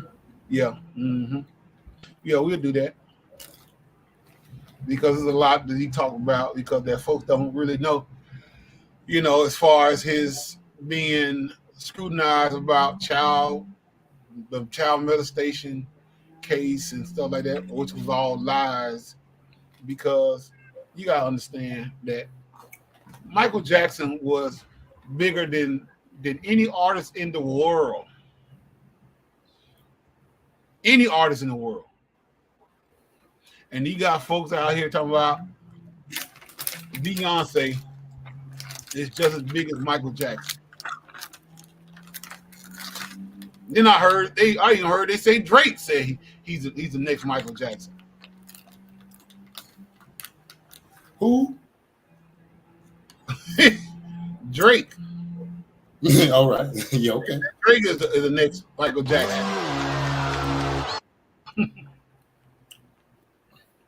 He know it, and everybody else know it. Well, must have been a deranged fan that put that out on Twitter. No, he said it himself. Yeah, like I said, deranged fan that put that out on Twitter. You know what I'm saying? Because see, the thing is, it's easy for him to say that because it's easy to say it. But at the same damn time, these new generations wasn't there when Michael Jackson was doing his things back in the days. You know what I'm saying? I mean, this man was bigger than time itself as far as the artist is concerned. I ain't never heard him, like you say, Mike's doing a tour through, Drake's doing a tour through the country, and it's sellout stadiums everywhere he go to. And every time he go to one city, they got ambulance and paramedics already lined up along with the police force for rowdy crowd. That ain't never happened. Yeah. Only time they got the police there because they know somebody gonna end up shooting. That's it. Yeah. Yeah. You know what I'm saying? I mean, hell, Dick Gregory can tell you that. What you thought? I saw the check, nigga. Huh? You know what I'm saying? Shit, I saw the check too. You know what I'm saying? And the thing is, he was surrounded by the top-notch so-called little hats out there. They didn't want to let him out in the crowd where we at because they knew he was a big money maker for the damn establishment. You know what I'm saying? So I'm gonna say it again. I'm gonna let Dick Gregory say it again. What you thought? I saw the check, nigga. Huh? Straight like that. Shit. He got that man. He said, I saw it, nigga. Oh shit. That was because see the reason why he did that to that brother, man. He should have known Dick Gregory was gonna come at his ass. Because he gonna talk about what he thought. So I said, I thought it was the Sony thing. I don't care. He talking about, I already seen that. He said he already had that. He said it don't matter. What you thought? I saw the check, nigga. Huh? You know what I'm saying? Shit. Well, I thought it was this. Okay, he said, okay. He turned into a straight fish quick. See, that's how I know I'm a twin spirited Greg, because the thing about it, it's about when you start speaking as I get older, it's about facts. It ain't about thoughts. Yeah. It ain't about thoughts. I'm glad to see that. I needed to see that. But it's got to be about thought. It's got to be about edification. That's right. Yeah. So straight like that's what you get called if you ain't in it. Yeah. I mean, because see, like I say, you know, that's just like shout out to DT, Derek Tyler. Derek Tyler, our cousin, was just going all over the place, fucking with these folks on the internet, letting the young folks get to him, saying that Michael Jackson wasn't nothing compared to these artists in this time. And I told Derek, I said, bro, it's just like arguing with yourself in the mirror. You ain't gonna do nothing but hear. You ain't gonna do nothing but hear yourself talking to yourself. It ain't like yourself gonna be talking differently in the mirror. Wherever you go, there you are. The man in the mirror. That's right. These young folks, they just only going off of what is being presented to them. That's just like the whole concept of the copyright infringement on social media. They want us to think that, you know, you ain't got no business playing these folks' songs because you don't own the rights to it. When we used to have record stores where we used to buy this folks shit, made these record companies, CVS, Sony, Time Warner, Warner Brothers, you know what I'm saying, NBC Universal, all these companies, Atlantic Records, all these companies making billions of dollars off of all these artists worldwide. How did they make the money? They didn't make money by themselves. They made it off of us because we used to go to record stores to purchase these albums, these CDs, these cassettes, these 8 tracks, these 45. Now we ain't got record stores no more. You know why? Because they put it all on the internet. Mm-hmm. And they thought that was going to be a good idea until we learn how to hack the internet and get this shit for free. And now the record labels are pissed off, trying to find another way to get money. So when you fake songs and stuff on certain social media sites that they know that people are sitting around waiting for some good entertainment to come across, they tell you copyright infringement. Now you can get on there and call each other bitches and hoes and niggas and this and that and another and fight each other on Facebook all day, on these social media sites all day long. But talk about entertaining your people. Oh, they get mad as hell. Copyright infringement. That's what they do. But at the same time, all I can tell you, Mr. Internet, all you alphabet folks out there, just know your time is about to run out. That goddamn what's the name clock is ticking down because y'all got some good shit going on overseas right now, and it's gonna be coming to a spot near you. Because quiet as kept, I heard through the grapevine that there ain't too much no military in this country like talking about it no more. Because everybody's starting to realize that that's all a scam. Mm-hmm. I saw the check, nigga. Huh? Straight like that. You know, that's why y'all can sit around there talking about, you know, what my man say right here? But there's one man here on earth who will never kneel before you. Who is this imbecile? Everybody said Donald J. Trump. He's gonna save you from the bullshit. I'm gonna tell you right now. I'm gonna tell you something right now. He put out a tweet saying if he's in the White House, Iran wouldn't have bombed. I'm like, no, if you would have been there, they would have still bombed it. Yeah, what they're telling everybody is y'all ain't ready. No. Mm-mm. No, we too busy worried about stupid shit. Diddy. We worrying about R. Kelly. Still worrying about Michael Jackson, man. Worried about a lot of stuff, man. 13, 14 years ago. Worrying about stupid shit. But you know, hey, like I say, that's why I don't like you say, I don't let them have it. Do what you do. They'll figure it out one day. Yeah, they gonna definitely have to do that though. Because you know, you sit there and say, oh, y'all ain't got no proof that all this shit going on. Oh, it's all over social media. Y'all just ain't looking. You know what I'm saying? Say it again. What you thought? I saw the check, nigga. Huh? So it is what it is. But we're gonna go ahead and wrap this thing up. I guess that's gonna end it with the whole black-owned record label concepts. You know what I'm saying? You know, we went through 14 goddamn black-owned labels, bruh. Motown all the way to Hypnotized Mind. Hypnotized Mind. Yep. Dang. Ain't that something? Yep. 14 covered. Well, I guess we can go back to the regular scheduled program next week, huh? Well, this coming up week. Well, we'll see if anything else pops up. But yeah. Yeah. Oh, you know what? Right before we get out here, we got to give a contribute to O.J. Simpson. God rest. I forgot all about that.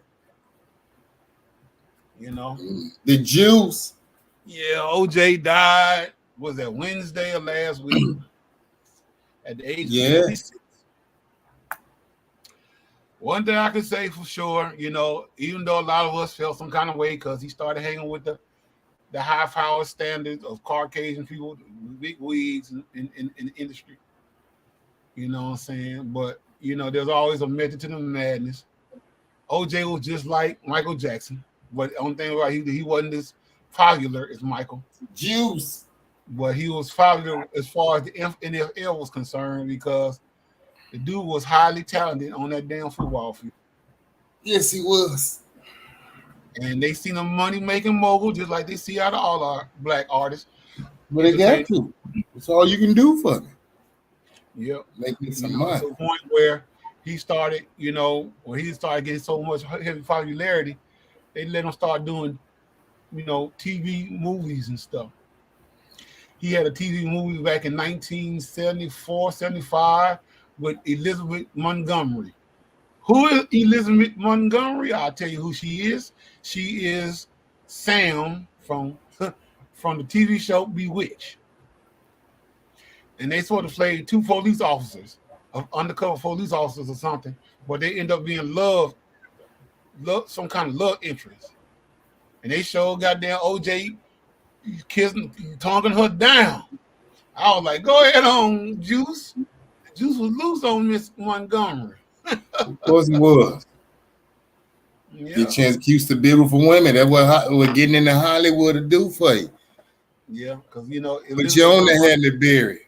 You know, Elizabeth Montgomery back then was considered as like the Elizabeth Taylor of the 60s and 70s. Yeah. You know what I'm saying?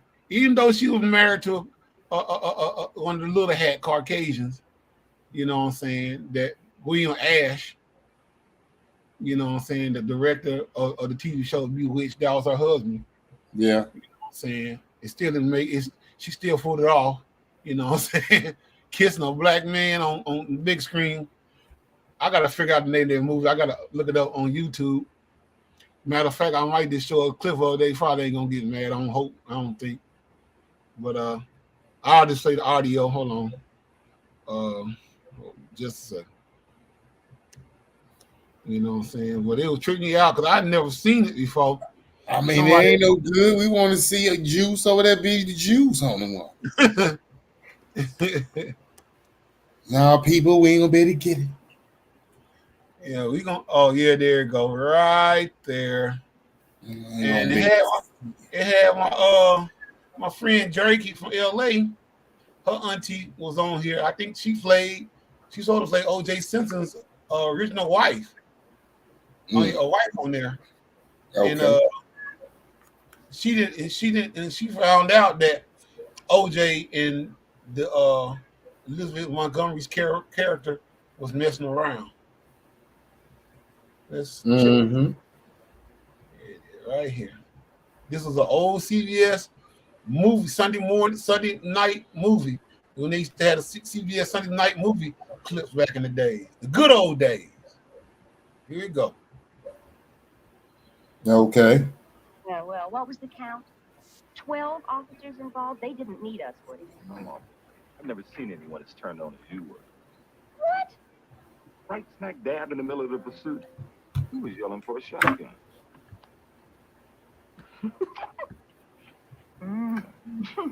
Guilty. Oh, my goodness. Hey, pictures and everything. Oh, no, you don't. You never tell me anything. Is that so? Well, That's young Todd Bridges right there. Yeah. Okay, come on over here. He was even younger. I remember him in Little House on the Prairie. Really a killer, an executioner. I mean, the minute I walk. There go Drakey auntie right there. She's a well-known actor. I forgot her name. She died back here a couple of years ago. God rest. Woody, I don't want him exposed to that. The kid asked about my work. He's curious, naturally. He wants to know. I don't like it. But to you, it's not him. You don't like it. You don't want to know. Now, York, Division Stallion. oh, good grief.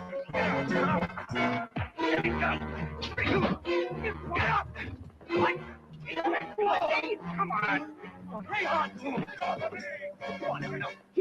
Another well-known artist right there. Played on Give Me a Break. I forgot that Caucasian guy name. Give it to me straight, York.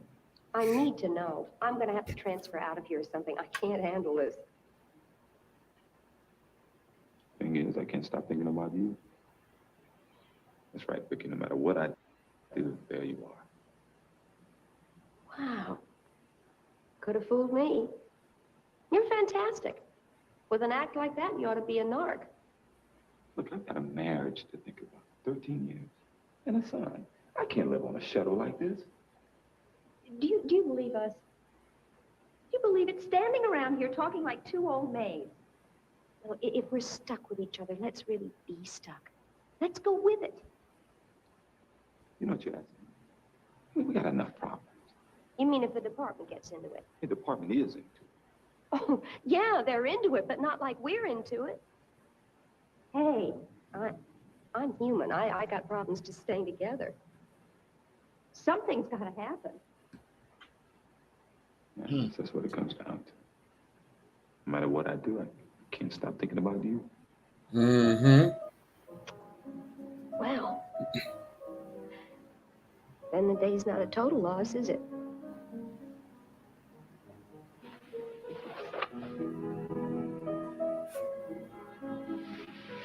Yeah, right here. There it is. Here you go. There you go. Yeah, boy. Those were the days. God rest the dead to both of them. Elizabeth Montgomery, she died in 1995, same year my mom passed. And then OJ died last week at the age of 76. You'll be truly missed. You know what I'm saying? Check out Kinfo's special on that now when you're ready. Oh, okay. He got one going. He got one going already for it. Yeah. Oh, I gotta check it out then. I got to most definitely check it out. Well, hopefully we'll come up with another storyline for next week because the whole music situation now. You got anything else you wanna reach out on before we get out of here, bro? People, educate yourself, please. And I'm gonna yield back. Yeah, that's why I always say use common sense. You know what I'm saying? Don't let nobody, tell you anything. You always, and don't, don't believe the hype.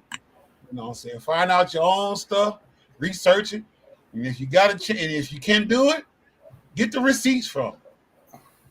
Because folks gonna be mad at you and get off his thought because haters gonna hate regardless. That's just how it is. Shit. Straight like that. All right. Well, I guess we can go on here and wrap this shit up. You know what I'm saying? Yeah. Get back at you. Hopefully, God willing, Sunday. I guess we're gonna let the Let's Talk rant kind of cease fire for right now. Because we're gonna go back into this, our opinion. You know what I'm saying? Start doing a little subject matters again. And hope we can get old brother, Jeremy Hill on some shit. Because we probably gonna talk about some situations that he talk about all the time about these women out here. Again. Okay. Anyway.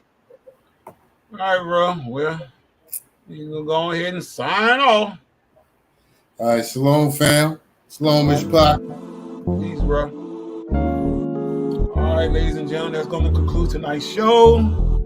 Love and respect to you guys. Got going. Call it a night. Good show. Love and respect to you guys as always. Say be easy. More chaos.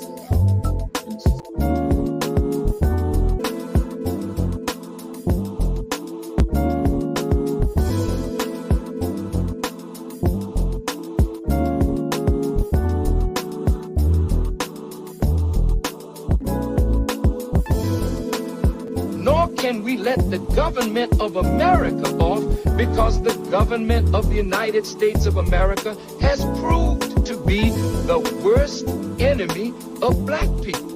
So now when it comes time for justice, this is not spoken out of hatred or out of bitterness, but reparations have to be given to black people, even as Jews receive reparations from the onslaught of Nazi Germany. And now the Japanese are going to receive reparations for what America did by putting them in concentration camps. What's wrong with the children of slaves?